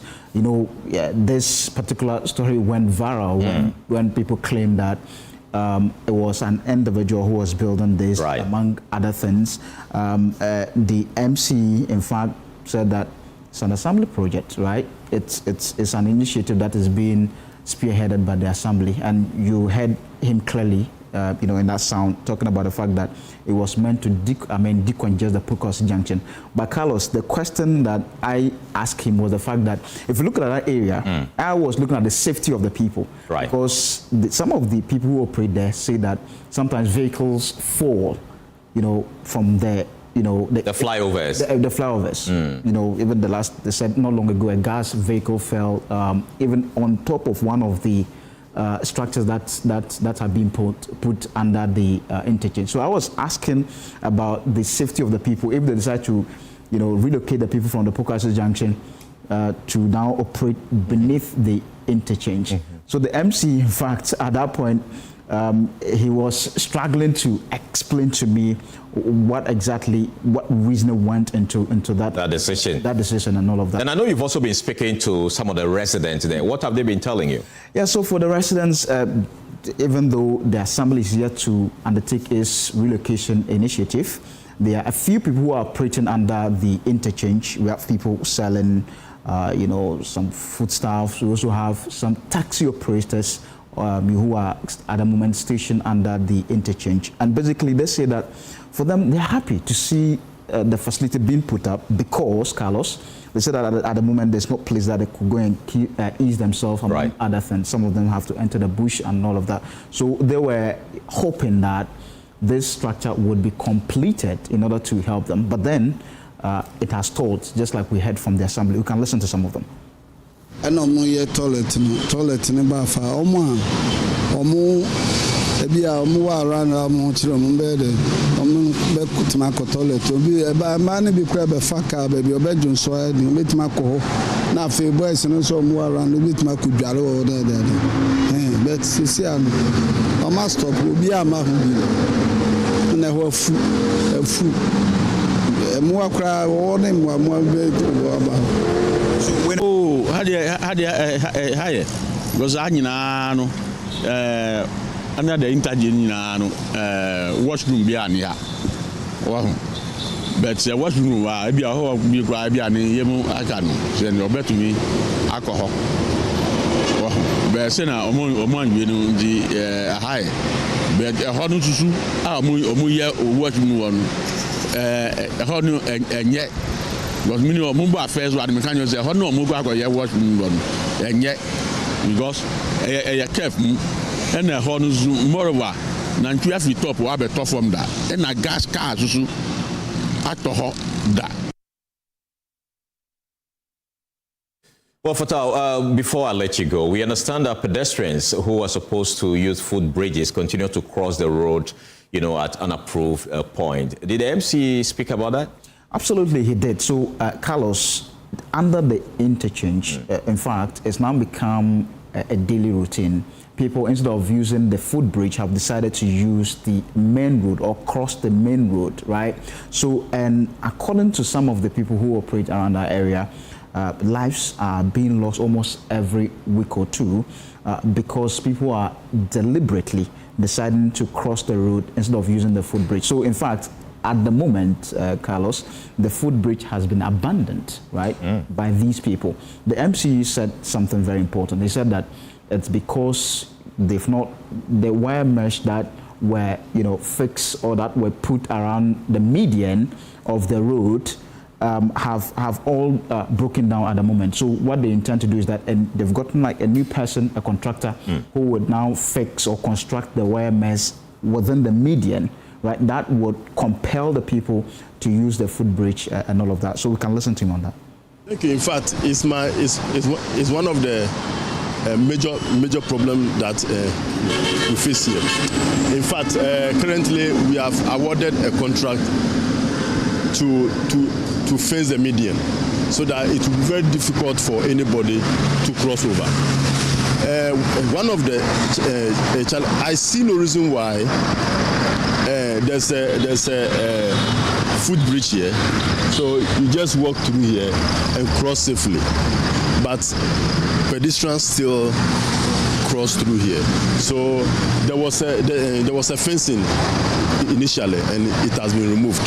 So we are going to fence it again, so that at least we can make it very difficult for pedestrians who are crossing to cross. That is the only way that we can do to protect life and property. So.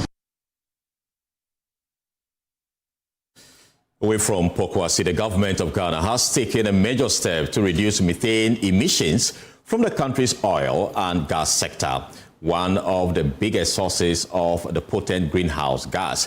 Although methane remains in the atmosphere for a shorter time than carbon dioxide, it traps far more heat, making it a major contributor to global warming.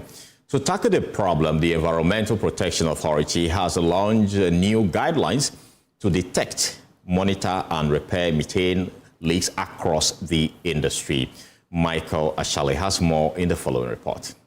Methane may not stay in the atmosphere as long as carbon dioxide, but scientists say it is more than 80 times more potent at trapping heat over a 20-year period. And in Ghana, the oil and gas sector remains one of the country's biggest sources of methane emissions, largely through leaks, venting, and gas flaring. In a bid to tackle the problem, the Environmental Protection Authority has launched new national guidelines for the inspection, monitoring, and reporting of fugitive methane emissions from the oil and gas sector. The EPA's Director of the Petroleum Department, Engineer George Kweku-Diewo, says the guidelines will ensure leaks are identified and repaired within a defined period. This guidelines is going to make sure all leaks are detected and repaired at an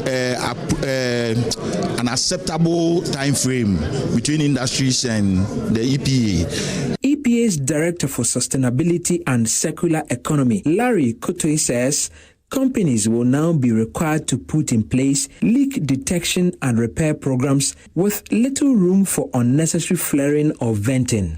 So the new guidelines actually provides for no flaring, no venting, and you are supposed to put in place a plan on how to capture some of these methane emissions. So going forward, both existing and the new facilities are supposed to comply with these guidelines. So they need to design their system in such a way that methane emissions are not just released into the atmosphere. The move comes after years of significant losses. Executive Director of the Africa Center for Energy Policy, Benjamin Boachi, says Ghana has wasted enormous amounts of gas that could have generated electricity instead of being flared. Between 2019 and 2025, Ghana flared approximately $600 million worth of natural gas from its petroleum operations. During the same period, the country spent even more importing liquid fuels to generate electricity because it could not fully utilize the gas it was producing. But he cautions that regulations alone will not solve the problem unless they are enforced. Spoken today, have appreciated the need for us to move into implementation. There are already some similar regulations that were only on the shelf and never got implemented. Industry players, however, say they are ready. Mansa Kamasa is the lead for environment at Ghana Gas. The plans are far advanced. We've been engaging service providers who can provide us with methane sensors, monitoring sensors to fix at our major installations, because it's a gradual implementation of the regulation, and all the various equipment, flow meters, measuring equipment that are required to be able to fulfill these regulations. Ghana Gas have made provision for it. Under the new guidelines, oil and gas companies have 6 months to submit methane leak detection and repair plans. They are then expected to progressively implement the measures with the goal of achieving full compliance over the next 5 years. For Joy News, Michael Ashali. Away from the environment, President John Dramani Mahama has rejected the argument that the involvement of some Africans in the transatlantic slave trade diminishes the crime of slavery or weakens the case for reparations.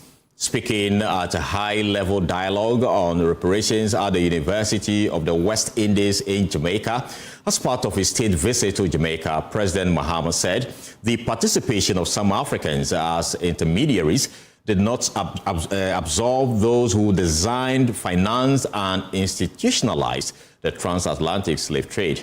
He drew a parallel with the Holocaust, arguing that the actions of a few individuals within a persecuted community do not invalidate the historical reality of crimes committed against that community. The Holocaust occurred, and I believe that there was a Holocaust and 6 million Jews were killed. Some of the most brutal prison guards were Jews. Some of those who went into the communities and showed where Jews were hiding and delivered them to the Nazis to be exterminated were Jews. But it doesn't mean the Holocaust didn't happen and that the Holocaust wasn't a crime against humanity. And so even the argument that Africans were involved in enslaving Africans does not stop it from being the gravest crime against humanity. And the point is, you must look at all the legal underpinnings. You must look at everything that was established to support the slave trade in terms of the insurance of the cargo and all that kind of thing, the auctions and all that. It was a very systematic trade. And so you cannot wish it away just by saying that some agents, whom you use as agents to bring you slaves as commodities, participated in it, and because they were Africans, then it means that the slave trade didn't happen. No, we reject that. He says a global awareness of the transatlantic slave trade is growing following the United Nations resolution recognizing it as the gravest crime against humanity, arguing that a better understanding of the past is critical to shaping Africa's future. Yeah, I think we should. It takes a lot of work. We should emancipate our minds from mental slavery. The twin effects of slavery and colonialism are still enduring, and that is part of the challenge our nations face. And we are now independent. We should be able to tell our children the truth. When I was growing up in primary school, the abolitionists were put as the most important thing that happened in the slave trade. We were taught about the slave trade. The gravity of what happened in the slave trade was never really spelled out. It was the bravery of the abolitionists and how they were the knights in shining armor who came and stopped it and saved Africans. And so all these people who were involved in the abolition movement were lionized in our history books. Now we can begin to tell our children the truth. And I think that since the resolution was passed on the General Assembly, it's piqued interest in trying to understand and know what exactly happened. And I believe that awareness is being created. People are aware of what happened. And it helps for you to know where we have come from, because that informs where we're going.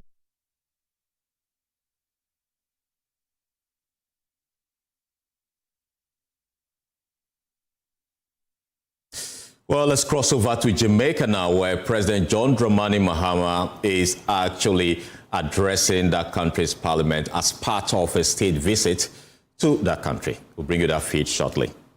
Of history.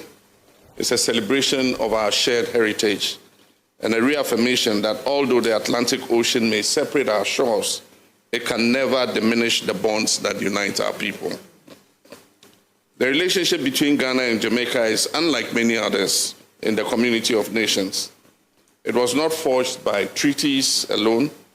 It was forged through shared sacrifice, sustained by resilience, and strengthened by a common belief in freedom, justice, and human dignity.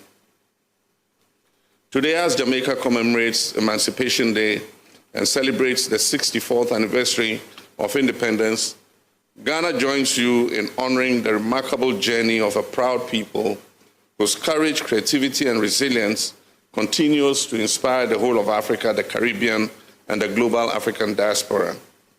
And Ghana is proud to have been among the first countries to recognize the newly independent nation in 1962. Emancipation Day and Independence Day are not simply national celebrations, they are enduring symbols of humanity's determination to overcome oppression and reclaim dignity. They remind us that even in the darkest chapters of history, nothing can extinguish the human spirit.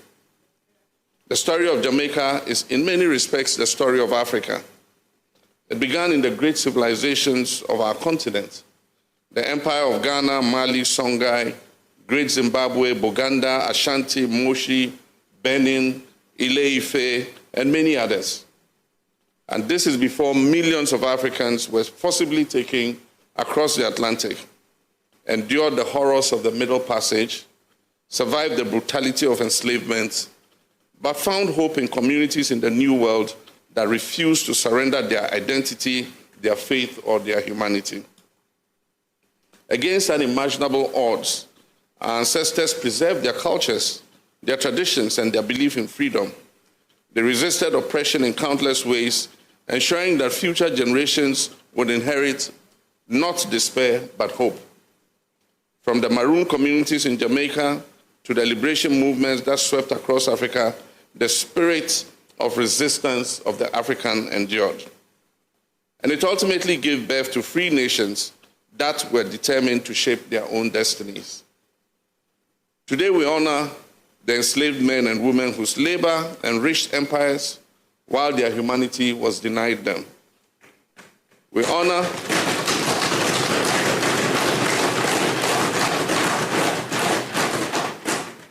those who resisted injustice. We honor those who fought for emancipation, self-determination, and national liberation. And we honor the generations whose sacrifice secured the freedoms that we enjoy today. Their courage reminds us that freedom is never given on a silver platter. It is earned through sacrifice. It is sustained by vigilance and is strengthened by unity.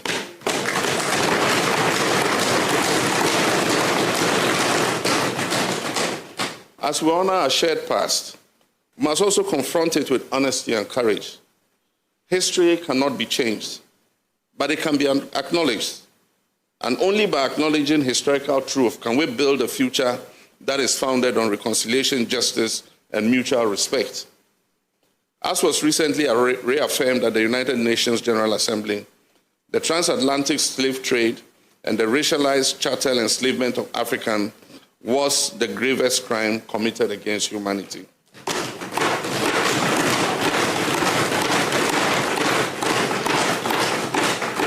The consequences of this grave crime did not end with abolition.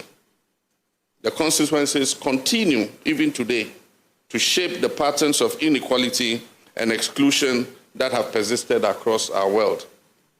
For this reason, we must remain steadfast in advancing the global conversation on reparatory justice. Our pursuit of reparatory justice is not motivated by resentment or hostility or a desire to revisit old wounds. It is inspired by our commitment to the truth, to accountability, to reconciliation, and to healing. It seeks recognition of historical wrongs, acknowledgement of their enduring consequences, and a collective determination to build a more just and equitable global order. In this regard, permit me to express Ghana's profound appreciation to the government and people of Jamaica for your unwavering support to Ghana's initiative at the United Nations, which culminated in the adoption of Resolution ARES/80/250, and for your invaluable contribution to the Accra Next Steps Conference on Reparatory Justice.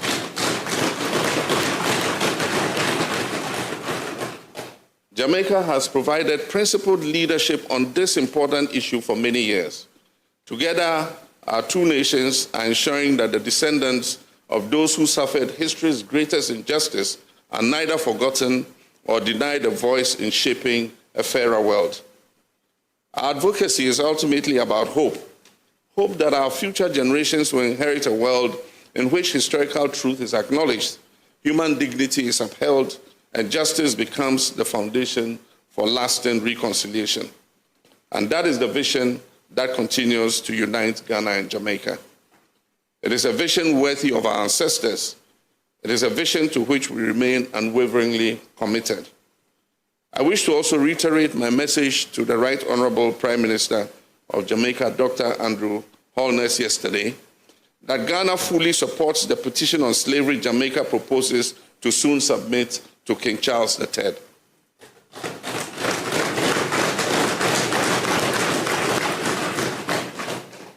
Right Honorable Prime Minister, Madam Speaker, Right Honorable President, honorable members, while we must never forget the injustices of history, neither must we allow them to imprison us. The story of people of African descent is not simply one of suffering. It is equally a story of resilience, excellence, and enduring achievement.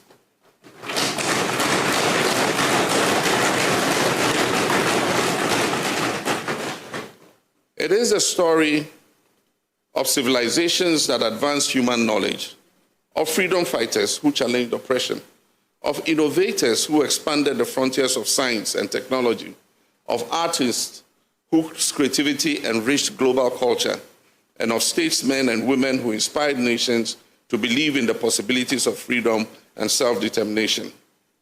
Few countries have contributed to this legacy I describe more profoundly than Jamaica.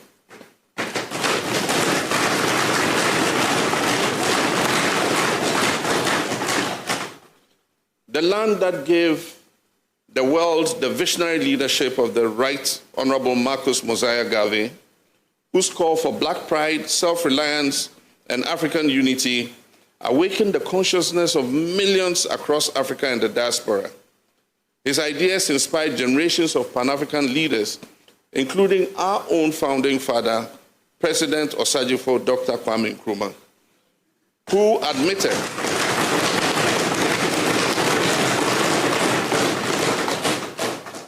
admitted in many of his writings that he drew strength from Garvey's vision in leading Ghana to independence and championing the liberation and unity of the African continent. The Pan-African movement itself is a testament to the inseparable bonds between Africa and the Caribbean. It was nurtured not only by Africans, but also by distinguished Caribbean sons and daughters, among them the great Trinidadian Pan-Africanist George Padmore, who made Ghana his home and worked side by side with President Nkrumah in advancing the cause of African liberation and unity. These towering figures remind us that the freedom of Africa and the Caribbean has always been a shared enterprise. Jamaica has also given humanity the timeless message of Bob Marley, whose music transcends borders.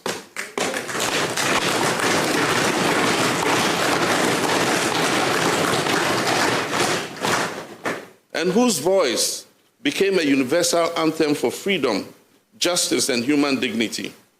Through your writers, musicians, athletes, and creative talents, Jamaica has projected a cultural influence far beyond its size and has enriched the heritage of the global African family. In Ghana, across the Atlantic, we've never regarded these achievements as Jamaica's alone. We have celebrated them as victories for all people of African descent.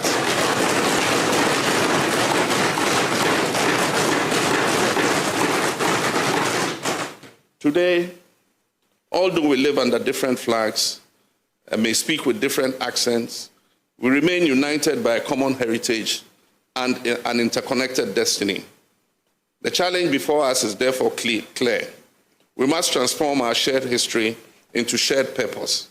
We must move beyond sentiments and build partnerships that create opportunity, expand prosperity, and improve the lives of our people.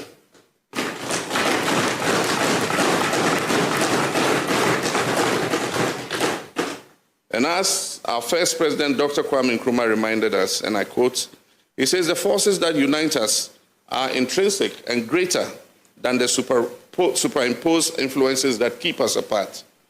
Those words speak as powerfully to us today as they did at the dawn of African liberation. Now, our generation must secure economic transformation, scientific advancement, and technological leadership. As Bob Marley famously reminds us, emancipate yourselves from mental slavery. None but ourselves can free our minds.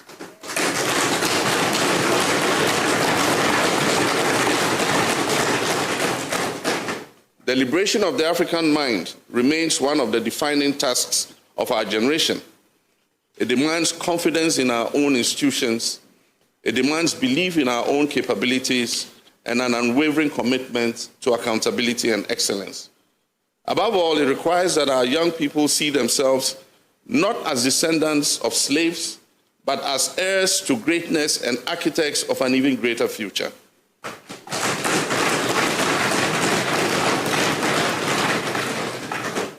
Madam Speaker, Right Honorable President, honorable members, the 21st century presents Africa and the Caribbean with an historic opportunity.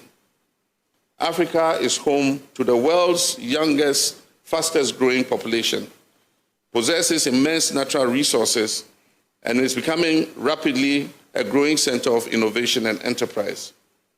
The Caribbean and Jamaica continue to exercise global leadership on climate justice, sustainable development, democracy, and multilateral cooperation. And most of all, Jamaica presents a gateway to the larger American and Caribbean areas. Together, these two regions possess enormous human talent, cultural influence, and economic potential. History has connected us, and the future now calls upon us to work together with greater ambition. We must strengthen cooperation between African Union and the CARICOM. We must deepen our collaboration within the United Nations and other multilateral institutions. And we must coordinate our positions on issues that will define the future of humanity. Whether the challenge is climate change, reform of the international financial architecture, food security, public health, or digital transformation, our voices will carry greater weight if we speak together. The partnership between Africa and the Caribbean should therefore no longer be defined only by our shared past, but also by our shared future. It should be recognized for the future we are determined to build together. It is this conviction that inspired me to call the Accra Reset Conference recently. The Accra Reset reflects our belief that institutions governing the world must evolve to reflect the realities and aspirations of the 21st century. Too many developing countries continue to confront structural barriers to financing, unequal trading arrangements, and inadequate representation in global decision-making bodies. These inequities cannot define our future. The Accra Reset calls for a new development paradigm founded on mutual respect, productive investment, and genuine partnership. It seeks to accelerate industrialization, promote value addition, encourage innovation, exercise national sovereignty over our resources, and equip our young people with the knowledge and skills to compete successfully in the global economy. But above all, it calls for a more balanced international order in which developing countries participate as equal partners in shaping global solutions. And that is why Ghana continues to advocate comprehensive reform of the United Nations Security Council, including permanent African representation.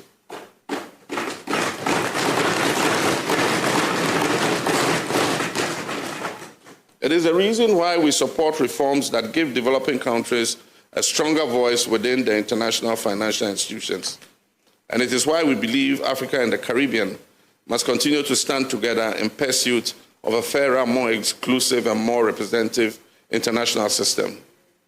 When we work together, our partnership becomes more than just a historical connection. It becomes a powerful force for global progress, for shared prosperity, and for lasting justice.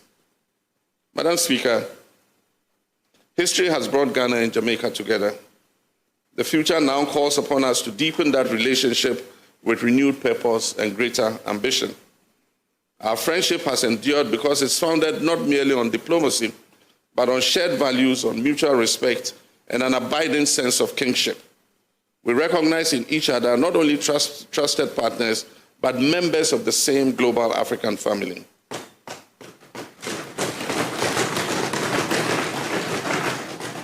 The task before us is therefore very clear.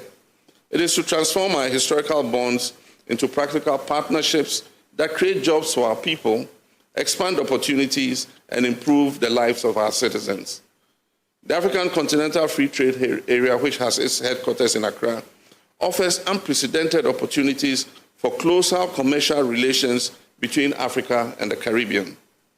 With a market of more than 1.4 billion people, it provides Jamaican businesses with a gateway to Africa, just as Jamaica can serve as an important bridge for Africa's engagement with the Caribbean and the Americas. Together, we should strengthen trade and investment.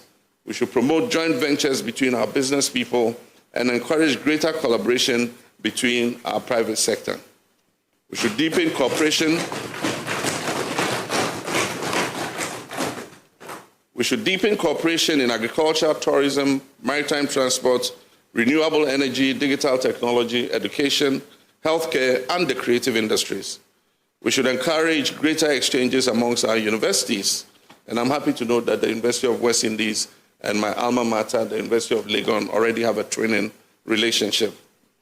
Between our research institutions, between our young entrepreneurs, ensuring that innovation becomes the cornerstone of our partnership. As island and coastal nations, we also share a common interest in developing the blue economy, protecting our marine resources, and strengthening maritime security. Together, we can promote the sustainable use of our oceans while creating new opportunities for economic growth and employment. Climate change remains one of the defining challenges of our generation. Although Africa and the Caribbean have contributed the least to global greenhouse gas emissions, our people continue to suffer a disproportionate share of its consequences. Together, we must advocate climate justice, expand access to climate finance, and invest in resilient structures that protect our communities and secures our future.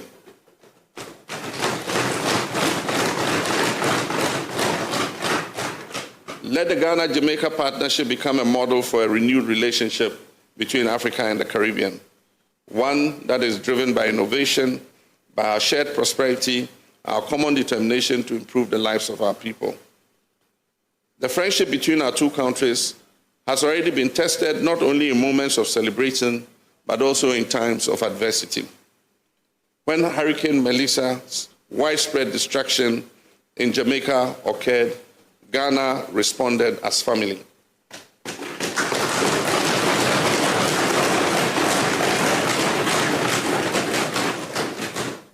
At the direction of the government of Ghana, the Ghana Armed Forces Engineers Regiment deployed personnel to assist in the reconstruction effort.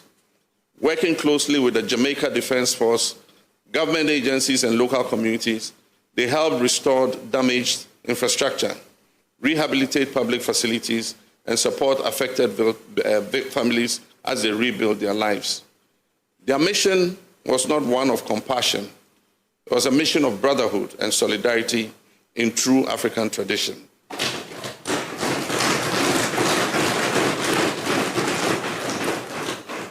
It was not simply an engineering assignment.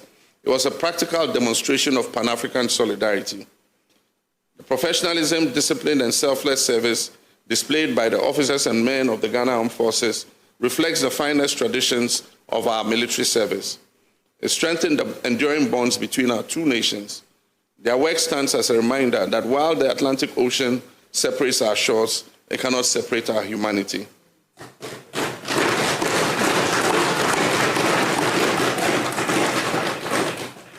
When one member of our family suffers, the others must respond. That is the spirit of Pan-Africanism. That is the essence of South-South cooperation. And that is the enduring character of the friendship between Ghana and Jamaica.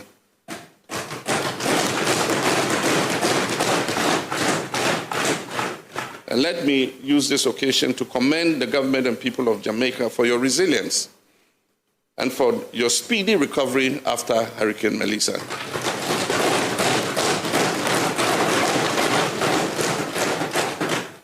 Since our visit here in Kingston, Jamaica, one would hardly recognize that Lady Melissa came through here.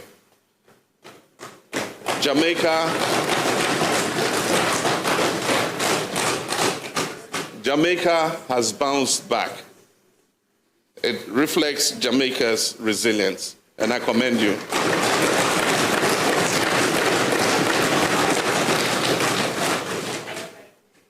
The right of persons of African, I use lady because hurricanes are women.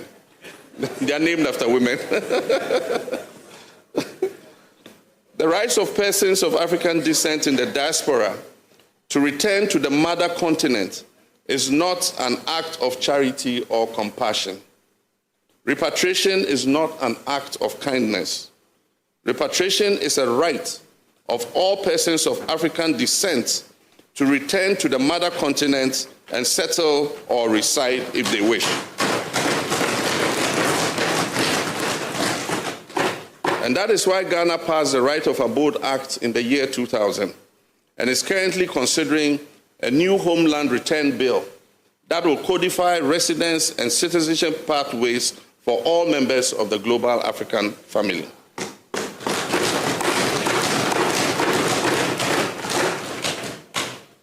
This is one of the articles of the manifesto I wish to push when I become the AU chairman, that all African nations must have a right of return for all members of the global African family.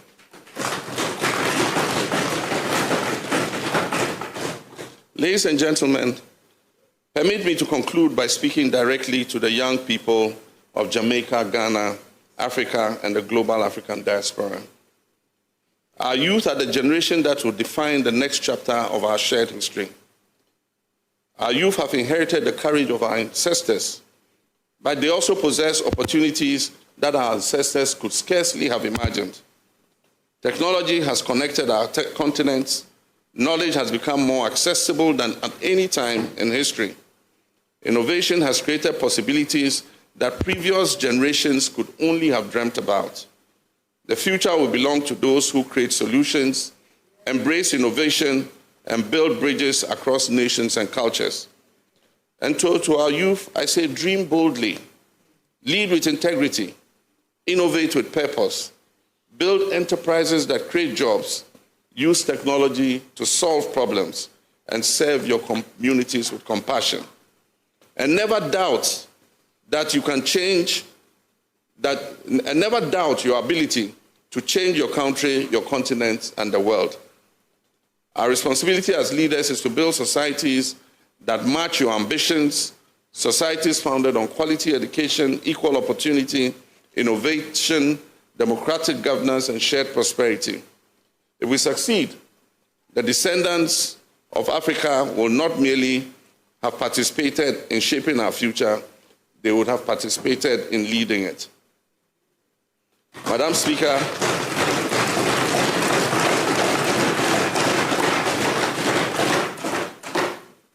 Speaker, Right Honorable President, Excellency Prime Minister, as I conclude, let me return to where I began. Our gathering today is much more than a state visit. It is a reaffirmation that history, however painful, need not define our future. The ocean that once carried our ancestors into bondage must now provide an opportunity to reconnect their descendants in a common pursuit of justice, peace, and shared prosperity. The sacrifices of those who came before us places a solemn responsibility upon our generation. It places a responsibility to strengthen our democracy. It places a responsibility to strengthen accountability. We must build inclusive economics that create opportunities for all our people. We must champion justice and equality. And we must ensure that Africa and the Caribbean take their rightful place as equal partners in shaping a more peaceful, prosperous, and inclusive world. And so let this visit mark the beginning of an even stronger partnership between Ghana and Jamaica. Let it inspire greater investment. Let it deepen cooperation between our institutions. Let it strengthen the bonds between us. And let it demonstrate to the world that a shared history can become the foundation for shared prosperity. As we celebrate the 70th anniversary of Ghana's independence, I wish to thank Prime Minister Andrew Holness for accepting in advance my invitation to be one of our special guests of honor.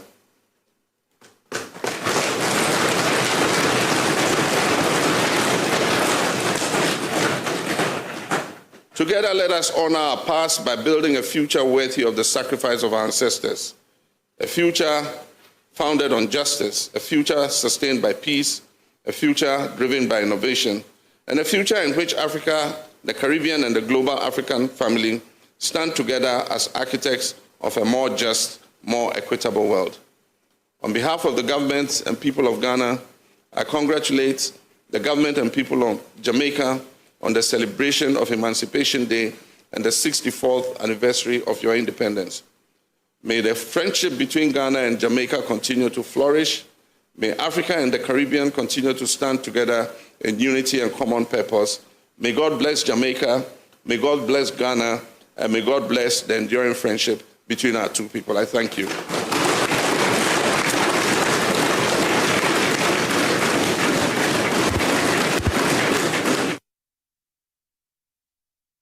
Well, you heard President John Dramani Mahama addressing the Jamaican Parliament as part of his official visit to the country. We'll bring you details about that particular visit in our subsequent bulletin. You're still watching The Pulse. We'll take a short break. We'll return with more. Stay with us.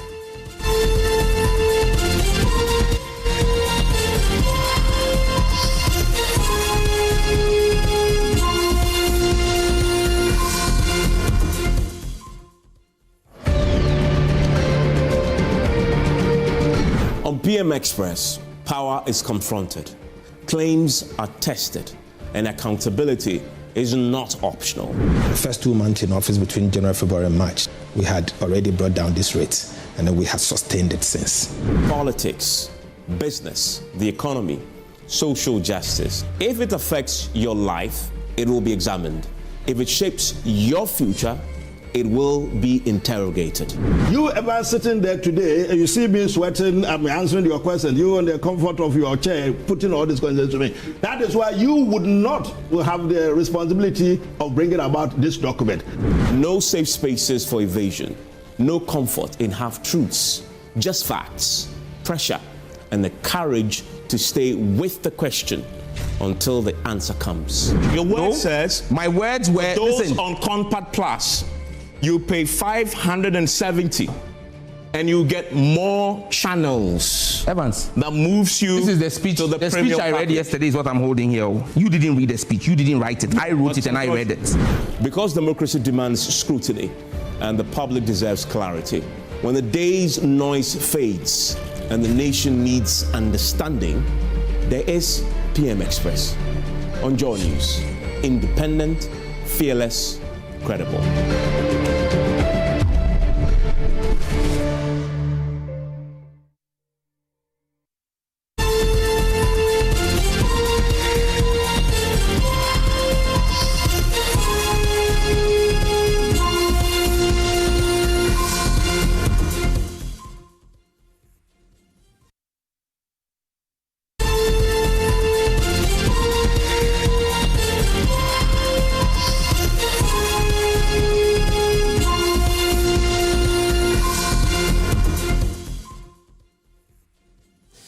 Welcome back. Thank you so much for staying with us here on The Pulse. Let's talk Greek, because CryoChain is a Ghanaian initiative using cold chain infrastructure, renewable energy technology, and a direct trade to tackle post-harvest losses, strengthen food security, create skilled jobs, and help reverse the country's brain drain. The project aligns with Ghana's Region 17 vision and the government 24-hour economy agenda by actually attracting diaspora expertise and investment.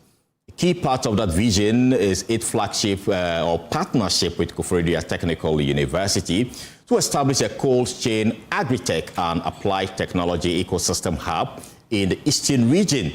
Well, on the program this afternoon, we'll be exploring CryoChain's vision, its potential to transform Ghana's agricultural value chain, and also drive innovation and sustainable economic growth, and, of course, the opportunities it presents for government, investors, and development partners, and the diaspora. Well, joining me in the studio to do that is William McCoy. He is the co-founder and CEO of CryoChain. Also in studio is Bafo Ohene Kena, the head of commercial and business development at CryoChain. Gentlemen, thank you so much for joining me here in the studio. Thank you. Well, tell us about the CryoChain concept. What is it about? Yeah, so thanks again, Carlos, for having us on. It's inspired by two things. One, we saw as a diaspora, myself, Ghanaian descendant, we were looking for ways that we can connect. I know a lot of us as diaspora know the expression something small, what have you brought home to me, right? And it really is a calling to that. So two things that we tackle. One is post-harvest loss. Food security is a big issue with us. And then the second one is a tackling of keeping the best and brightest minds here in Ghana instead of them having going out.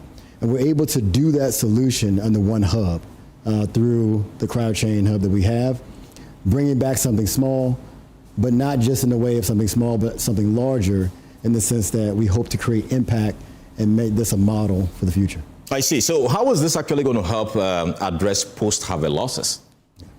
So post-harvest losses in general is not necessarily an agriculture problem alone. For me, it's more like there's a system failure there, which touches on different things. I'll name a few. It touches on energy.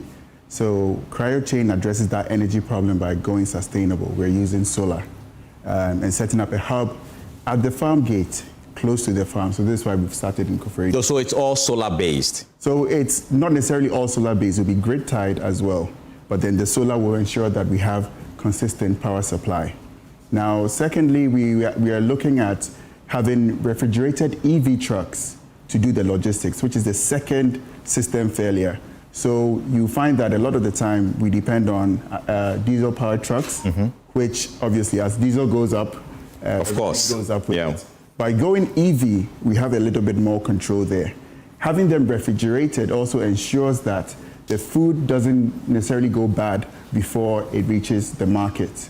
So with this, the third one that we're also looking to address is the technology aspect, which has been missing in the warehousing space. Right. Looking to integrate technology to ensure that everything happens very smartly.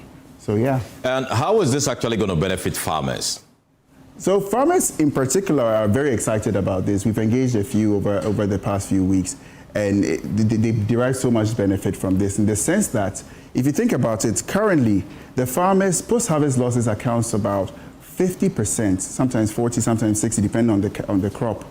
And that is not necessarily because the farmers don't know where to sell, but it's because, like I said before, there is no proper way to get it to the market. CryoChain is positioning itself as a off-taker for the farmers as well.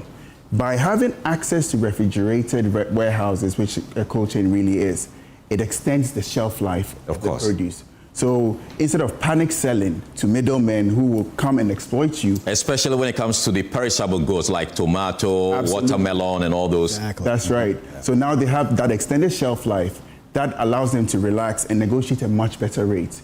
We are positioned as an off-taker of that as well. So then what that means is that the goods that would have gone into the spoilage now goes into their pocket.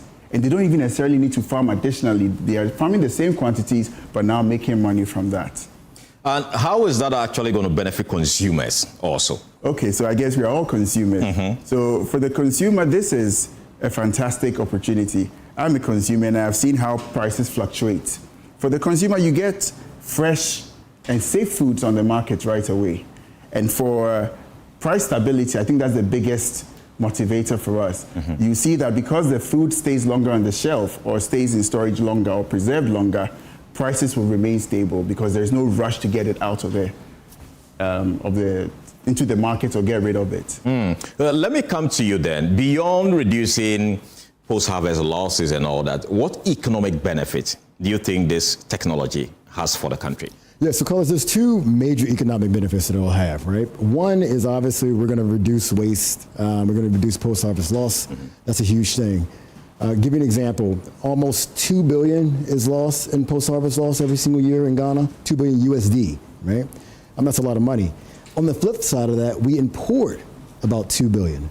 So there's two things that we're tackling. We're substituting, right, with our own products, and then we're making value add by being able to take those products, process them, provide value add to them. The second part about it that we're doing as far as economic impact is that if you think about what this is going to spur on, particularly when it comes to our relationships with using some of these young people, skilled labor, that skilled labor stays here. It doesn't go out of the country.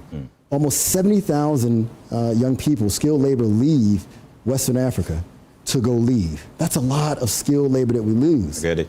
These are going to be people who are working there, and instead of just getting theory, they're getting practical knowledge. So it provides a beachhead for companies like Google or NVIDIA to come in and say, okay, I have skilled labor right on the soil. I can go ahead and get started. By us being able to do those two things, we think the impact would be huge. I see. Going through your document, I see something you call Region 17. Yeah. And what is it? So Region 17, I want to, we just had John Mahamo, so this is a perfect time to bring Because we have 16 regions in Ghana. So when I saw Region 17, I was wondering, are you creating a new region for us? Perfect, right? So one of the things that we were inspired by with this is that Region 17 goes back to what John Mahama was talking about. He actually named the diaspora the 17th region. Okay. It'd be people like me, right? By him doing that, it spurred on people like the Honorable Victor Emmanuel Smith, or the U.S. ambassador from Ghana. Victor Smith? Yep, Victor Smith, to go ahead and say, hey, look, we should be creating ways for people to connect. I came from that. I've come from those efforts at Region 17 of being able to connect with diaspora and say, look, I like your idea, bring it to Ghana, right? The second part about it is that from doing that, they're also saying to themselves, okay, now how do we bring in investors at the same time? They need proof. So we are like the poster child for that, right? Because we're coming out of that, and now we're documenting this process. And so what will end up happening with Region 17 is that we will come through, there'll be other innovation companies that come through, and we'll be able to create a situation where the 7.8 billion that comes in through remittance is not just going to consumerism, it's actually going to things that are infrastructure that are going to make impact on the soil. Big shout out to Mabana, Webb, and also Rosca. They were instrumental in making this happen, as well as the ambassador. What has been the impact so far? Yeah, so I'm a perfect impact. What this does, and what it has done for us specifically, is that there has been time periods where a lot of people will say, hey, look, I don't know how to get in. I don't know how to meet the ministries. I don't know how to meet resources or business resources or whatever else it may be. Region 17 has allowed me to be able to have direct communication with these ministries. Go in and say, here's an idea, and get support. Business support, registration support, being able to go into the GIPC support, do all these things that is typically seen as hard for people. We're able to do that through this initiative, Region 17. I see. Interesting. It sounds so interesting. But let me come to you, Bafo. What kind of jobs and skills will this whole technology and this initiative actually bring to the ordinary Ghanaian who is actually looking for a job and also get some new skills to be able to, up their income and all that? Okay. So let me first start by touching on unemployment. So I think the last time I checked the data, I think it was last year, unemployment was around 14.7 or 15%. And currently there are a lot of nurses, about 500 nurses leave the country every month. Now, most of these people leaving the country aren't necessarily doing that because they want to leave, but it's because there are very few opportunities available in Ghana for them now. Now, what CryoChain gives them the opportunity to do is, by partnering with the KTU University or the Akufo-Addo University, we're creating a platform where we'll have people who can manage EV fleets, refrigeration engineers, managers, HR, sales. I think the list is endless with the possibilities that it presents. And also, by partnering with KTU, this also creates an opportunity for entrepreneurial-minded individuals to come in and create startups similar to what happened with Stanford University, Silicon Valley. I'm sure you know that story already. So this is a platform that will allow job creation on many fronts. I see. Sounds so interesting. But you already talking about the partnership with KTU. Yeah. What is in that partnership? Yeah, so that partnership was huge. We were looking for a way to make sure that we were using people on soil and not bringing them in. I had to look at different opportunities to be able to do it, or different examples. So if you think back to what HP did with Stanford back in 1959, it's created one of the biggest booms in history when it comes to innovation, right? Most recently, it's been Toyota and the University of Ghana. That spurred me on to say, well, what university is in the Eastern region that we could take advantage of? And oh my God, there is KTU. Okay. Koforidua Technical University. Why not a university in the capital? Well, so here's the problem. The issue starts at the farm gate. Where does the farm gate happen? In the Eastern region. So why not go ahead and take it? But we are not farming in Greater Accra region, Max. Right, exactly. We're farming there, and we're trying to solve the problem right there at that door. We have great universities here. KTU is a well-known technical university. And so in that MOU that we have with them now, it's a couple things. It's one, a framework for internship. So young people will be able to go from theory to technical knowledge right inside of our hubs. Co-design, so they're going to be able to co-design curriculum with us to make sure that this is happening, so that people can come on and actually have jobs. And then actual jobs, right? Some of these people will come intern for us, we'll hire them. And this will be our model, we hope, for going out and hitting other areas. So it really is a situation where we're not just saying, hey, we would love to be able to use our people here, but what is a structured way of making this happen? And our MOU with KTU has made that possible. And any signs of impact so far? How long has the partnership been? So we literally signed it July, right? Oh, just last month? We literally signed it last month. Okay. But we've already been in communication with some of the young people. They're super excited. They're already telling us about their ideas and things that they want to bring to the table. So the impact has been, it's spurring on a lot of other innovation. And we hope that as we build these other hubs throughout the country, this will be our model. KTU will be our model. Tell us about the timelines for the construction of this project. Let me come to you, Bafo, on that. Okay, sure. So we're looking at breaking ground between Q4 this year and Q1 next year. So this will be the first of many to come. Okay. Ultimately, I think we're targeting about 15 hubs nationwide. We will start off with this one within that time frame, and within about 6 months or about a year from there, we will start moving outwards all the way to Bolgatanga. So we'll touch on. So the first one will be in the Eastern region? In Koforidua. Okay. So we start in Koforidua, and we'll gradually move towards Nsawam, Suhum, and then move towards Kumasi, and then move towards Tamale, Bolga. We'll also move eastward towards Volta as well. So we'll be across the country. By 2030, between 2030 and 2033, that is our target to cover the entire country. But to answer your question, the first one will be targeting Q4 this year or Q1 next year. Okay, my final question to you. How can investors take advantage of this huge opportunity? You know, so that's a great question, Carlos. So investors, I want to tell you that we have been happily welcomed by a few people. One, Guzi Tanoff of the Secretariat 24-Hour Economy has been super central. We're aligning right now for a joint venture.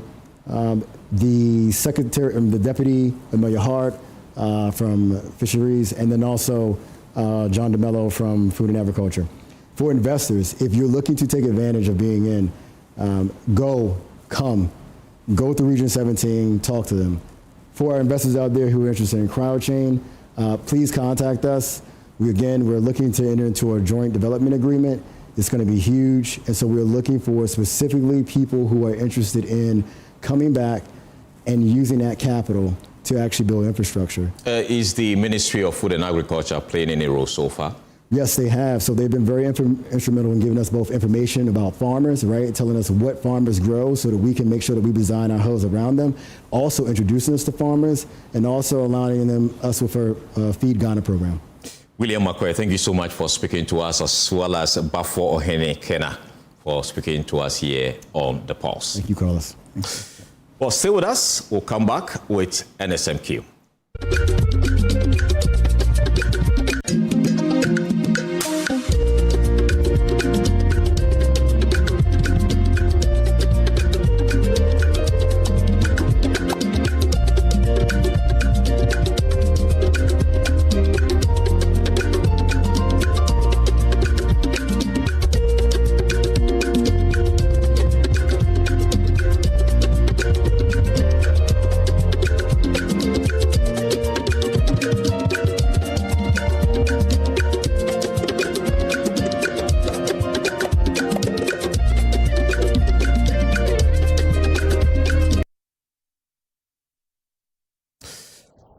Well, the stars of Anglo shone brightest as Anglo SHS crushed the hopes of Jujapenyi SHS and Chito SHTS to claim the Volta regional ticket to the 2026 National Science and Math Quiz Championship. For Jujapenyi SHS and Chito SHTS, the national dream ended in heartbreak as the stars of Anglo produced a commanding performance on the NSMQ stage. Well, let's cross over now to the Volta region where my colleague Ramat Bashiru has been following the qualifiers. Ramat, take us through how the contest actually unfolded. Carlos, it was a contest that from the very beginning belonged to Alon SHS because they dominated all the rounds, answering questions accurately and even taking advantage of bonus opportunities. Their opponents, Jujapenyi SHS and Teacher SHTS, has tried the battle hard so that they can also meet the pace. However, the widened gap Jujapenyi Alon SHS gave was simply very difficult for their opponent to overcome. And then came round 4 to determine the winner of the contest. They were able to answer 3 riddles correctly, widening the gap, ending the contest with 65 points. For the student of Alon Senior High School, this is just a great testament that they are indeed the stars of Alon. Echo, the star of Angola, 65 points. You've made your final comeback to the national stage of the National Science and Math Quiz Championship. How does the feeling look like? So we are actually proud. This is just to announce our presence in the upcoming contest. That will be the nationals. So we are well prepared for any school that will come on our way. So this call is just to announce our presence. Are you people very sure you are happy that you've won this contest? Of course. So let me engage you. In the auditorium, from the beginning, in as much as your boys dominated the contest, what was going through you? The contest, I'll tell you, was nothing short of electric. It was mesmerizing from beginning all the way onto the end. I had, it was beyond my expectations. It was electric. Nothing short of electric. So he says the contest was nothing short of electric. No, come, let me engage you too. How do you also feel? How do you also feel about the boys in prayer? I'm actually excited. No, it's been a tough journey, but then with the boys, I'm sure we'll get there. Okay, very soon. We'll get there. We are there already. Right. This is just to tell them that we are coming, so they should be prepared. And they should watch out for part 2. This is just part 1. Part 1. So we have 2.0 on the way. Okay. Interesting. Now you were also able to win the Goyo Riddle Bonanza. Are you sure you can keep up with this performance at the national stage? Yes, we are very sure of that. We are sure of that because of our preparation towards this contest. We know that we do marvelous things in the national aspect. Ansego, God bless you for forever and ever.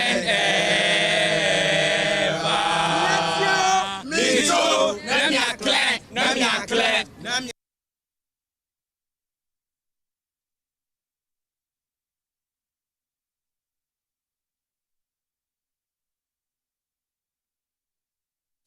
Well, away from that, Ghana Water Limited has announced a 3-day planned maintenance exercise on the Kpong-Tema transmission pipelines, which is expected to affect water supply to parts of Accra and surrounding communities. The exercise, scheduled for August 6 to 8, will involve the replacement of over 300 meters of deteriorated pipeline sections to improve the reliability of water supply. Let's bring you details of that in a statement shortly we'll be putting on your screen, released by the Ghana Water Limited. Now, the statement was released today, 4th August 2026, and it says Ghana Water Limited to undertake plant maintenance works on Kpong-Tema transmission pipelines.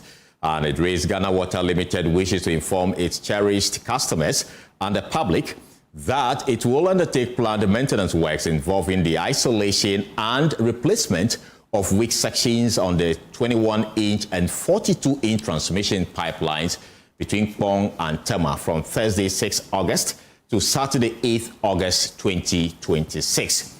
The exercise forms part of the company's proactive infrastructure maintenance program aimed at improving the reliability, efficiency and sustainability of water supply to customers. Routine engineering assessment have identified more than 300 meters of deteriorated sections along the transmission pipelines that require urgent replacement to prevent major pipeline failures, reduce water losses, and ensure reliable water supply. Now, the statement goes on to say to facilitate the maintenance works safely and efficiently, the Kpong water treatment plant will be temporarily shut down while 5 sections of varying length of the transmission pipeline are isolated for replacement. As a result, customer supply by the Kpong water supply system are expected to experience temporary interruptions in water supply and reduce water pressure throughout the maintenance period.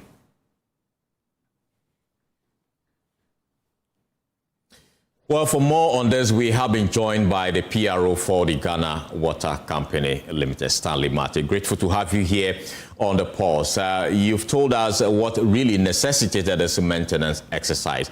But how critical are the identified weak sections of the pipeline? Okay, so when we pump water from Kpong into our reservoir in Tema, we realize that we lose about 50 to 60% of the water. So then we're not getting enough water for the people within the enclave that they're supposed to serve. And so it was necessary that we repair the pipeline so that we at least we can get enough water for the people. We can produce water and lose 50% to get the bush and farmers. But some of the areas that we identified were perforations by farmers. And so if we don't have them replaced, then that could continue this affected us such that we may not get enough water for the people. So it was that serious. And that is why we have invested in fabricating new pipelines and to change the weaker sections, and then the sections that we've identified to used by or being used by farmers and livestock farmers and all that. Yeah. And you said these 5 sections have been identified between Tema and Kpong. Which specific places are we talking about? I know that last time you did some at Bechile Junction. This one, which particular sections? I may not be able to tell you exactly, but Friday we are going to go to the site to the media, then we can locate exactly. But for now, where I am, I wouldn't be able to tell you that it's this place or that place. But we have identified the 5 sections. We are going to go there with the media. We're going to get you some videos of work being undertaken, so that you'll be able to appreciate them very well. So as we speak now, you are pumping water, right? Yes. Yes. We'll shut down on Thursday. And then we'll shut down Wednesday in the evening, start work, allow the water to drain in the pipelines. And then Thursday morning, we'll start with the project. And then we'll work throughout the period until we are done in Saturday. And then when we finish on Saturday, we'll start production immediately after. We are hopeful that when we start production on Saturday in the evening, between Sunday and Monday, pressure should be able to build up for customers to start getting water. Right, but our checks on the ground, specifically in Bechile area, Mataheko, Tema Community 25, Saki, Bediakon, Pram area, Deftraco area, they've not had water for weeks. Why? Okay, so let us finish with this project, and then let's see what happens after. Because we expect to see some improvement after this project has been done. So let's wait. Let's finish this thing. By next week, we'll be able to identify reasons why some of these places have not had water for a very long time. Okay. Beyond Tema Community 25, we understand that Teshi also for weeks now have not had water. They are actually not on the Kpong pipeline. Why? So the desal plant has been off since October last year. So we're serving them on from Kpong since October. Okay, so they get water Thursdays and Fridays, and then Ngwa gets part of. Ngwa also gets water on Fridays and Saturdays, and they're all getting from Kpong currently. You said they are getting water currently? Yeah, they are getting water currently from Kpong. Well, on the Kpong plant, because the desal is down, and it has been down since October. So when we are done with this work, we expect that we'll see more improvement in the system. Well, residents we've been speaking to in the area, even this afternoon, are telling us for 3 weeks, they've not had water. And that is why I'm saying that just exercise patience. Let us finish this job over the weekend. And then next week, we expect to see some improvement in the pipelines. We are going to monitor to identify all these areas. And then we'll see how best we can have them solved. For now, I wouldn't want to say anything. I want us to finish this job. When we are done, we'll do more work, and then we'll be able to tell. Okay, let's go back to the pipeline repair. We know that the pipeline that comes from Kpong to the Tema area has been a steel pipeline. You're going to do some work there. Are you going to use the same steel pipeline, or what material this time are you going to do? Yes, the same steel pipeline. There are some areas where we'll have to use HDPE pipelines. But this one, we have fabricated new steel pipelines. And then that is what we are going to use for the replacement. Mm. And you said the work is expected to last for some 5 days? From Thursday to Saturday. And we are hopeful that we'll be able to complete the job on Saturday and start production immediately. So our expectation is that by Sunday, people should start getting water. Mm. Some residents... The system should be able to charge enough for people to get water. Okay. Some residents have also raised concerns about what they describe as a cartel that is actually controlling water supply in Tema Community 25 area, and the places I've mentioned, that even though the taps flow, the taps do not flow into their homes. Commercial entities are getting the water, and water tankers are now going to take this water and resell to them. Have these concerns come to the attention of the Ghana Water Company Limited? Not that I'm aware of, but we have stopped tanker drivers from fetching from our hydrant. And let us hope. It is because of the scarcity of water. Let us finish this work. We expect to see some improvement in the pipelines. We'll do more work, we'll do more assessment of the system, and see areas that were hitherto not getting water and now maybe getting water, or areas where even after the job they are still getting water, and they will still put in some programs and some mechanisms to ensure that they get water. But these are allegations, and so when they come to us, we pick them on, we do investigations before we take actions on them. What level of improvement are we going to be seeing after this work? Now, we're losing about 40 to 50% of the water from Kpong into our Tema booster station. Now, when we are able to finish this job, we expect that we are going to get over 90% of the water being treated into the system, so that we should see some improvement in the water, because we are going to get more water into our reservoirs, so we should be able to serve more people. In other words, you are trying to cut the losses by some 40%. Exactly so. Okay. Yeah. Thank you so much, Salimate, for speaking to us here on The Pulse. You're still watching The Pulse with me, Carlos Calony. We'll take a short break. We'll return with more. Stay with us.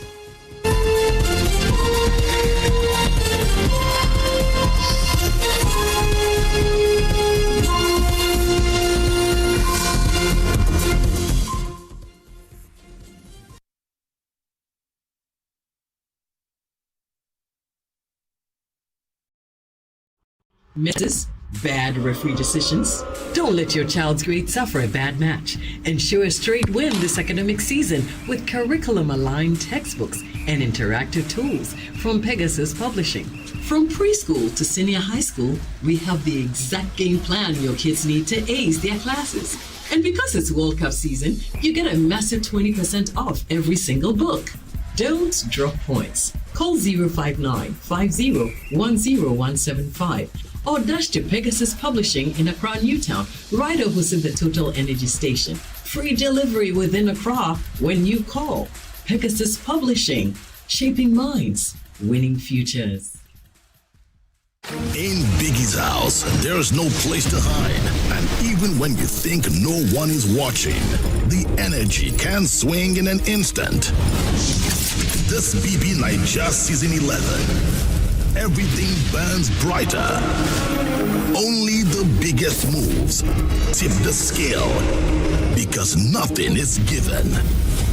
But everything is for the taking when the world watches. Will you be outshined? Or will you step up and take the spotlight? Big Brother Nigeria Season 11. Showing 24/7 on DSTV Channel 198 and GoTV Channel 49. Headline sponsor, Bet Power.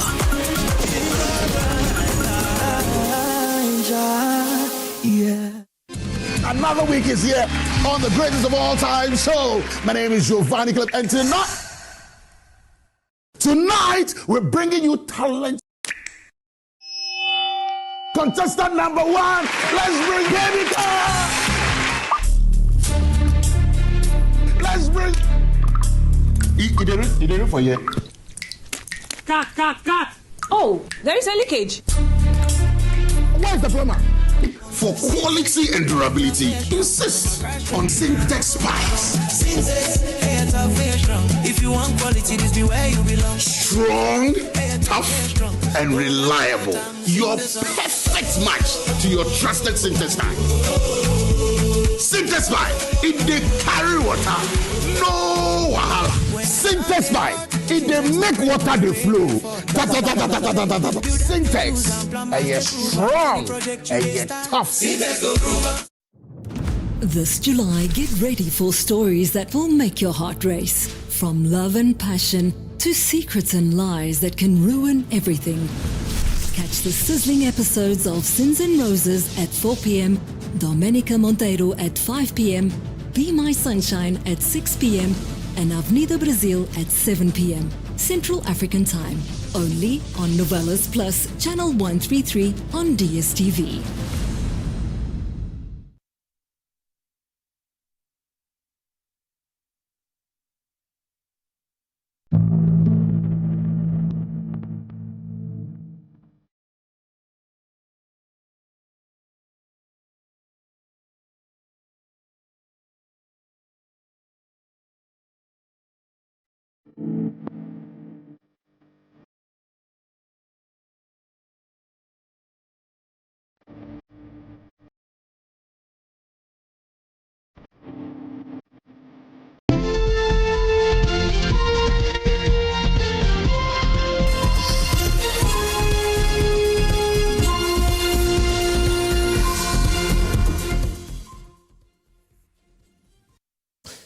Welcome back. But before we go, mining company Better Land Ghana Limited has responded to concerns raised by some residents of Jura Banso over its operations in the Draw River Forest Reserve. The resident, in a report aired by Joy News, called on government to revoke the company's mining lease, warning that its operations could threaten the forest and surrounding water bodies. Better Land, however, insists it is operating lawfully under the required regulatory approvals and has rejected claims that it is engaged in illegal mining. Ina Thalia Kwanzaa has the details. Days after some residents of Dra-Banso raised concerns over better land, Ghana Limited's operation in the Dra River Forest Reserve, the company is defending its presence in the area. Better Land says, contrary to claims by some residents, it is a licensed large-scale mining company with a valid mining lease as well as approval from the Environmental Protection Agency and the Forestry Commission. The company also rejects allegation that it is engaged in illegal mining. As to the mining lease, Better Land has a mining lease and it's not a prospecting license. You know, in Ghana, you need basically three things to be able to do mining. And you need the mining lease from the Minerals Commission, you need the EPA permit, and then that of the Forestry Commission. Better Land Ghana has a real mining lease that allows it to do a large-scale mining. Better Land, as a large-scale mining company, we are committed to responsible mining. We are a large-scale mining company. We are not a small-scale mining company, which is into the illegal thing that is being done. The Community Relations and Security Coordinator Samuel Awuze says the company has consistently engaged chiefs, opinion leaders, and residents since the licensing process began and remains open to dialogue with anyone seeking clarification about its operation. According to him, Better Land's current activities involves expanded exploration, which he says is a standard practice for large-scale mining companies before full-scale mining begins. He also dismissed calls for the revocation of the company's approvals, describing them as being based on misinformation. You see, the calls for the revocation are based on misinformation and misrepresentation. You know, our permits were lawfully granted, and like I said, we operate transparently within Ghana's mining laws. So, as I said earlier, we still welcome dialogue with the resident, and then we also would like to clarify the fact and dispel all the falsehood and then the misinformation being put out there. We know there are vested interests in there. If you know where we operate very well, it's, I would say, it's illegal mining environment. So we do not fault the few people who think that Better Land Ghana as a large-scale mining company is also into illegal mining. The debate over mining activities in the Dra River Forest Reserve, however, continues. Well, that's how we wrap up the Pulse this afternoon. You can log on to myjoyonline.com for more stories. My name is Carlos Calony. Thank you so much for watching. Bye-bye.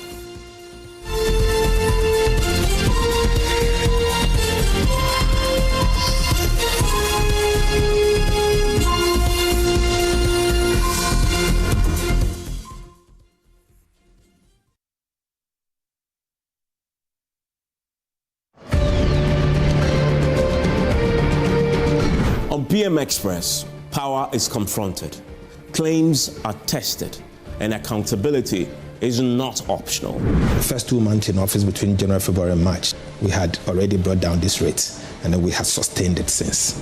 Politics, business, the economy, social justice. If it affects your life, it will be examined.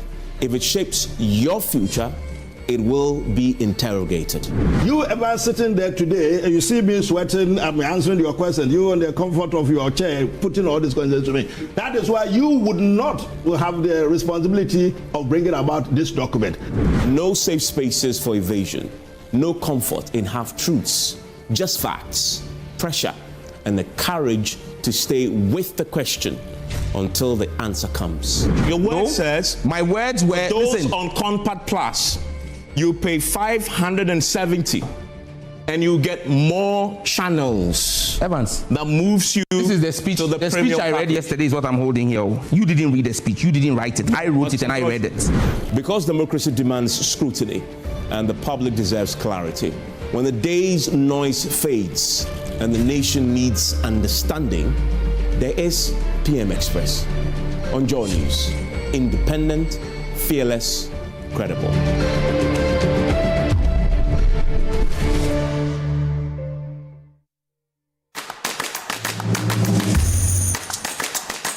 Every morning before the rush, before the arguments, before the headlines begin to chase us, there's a moment to pause, to listen,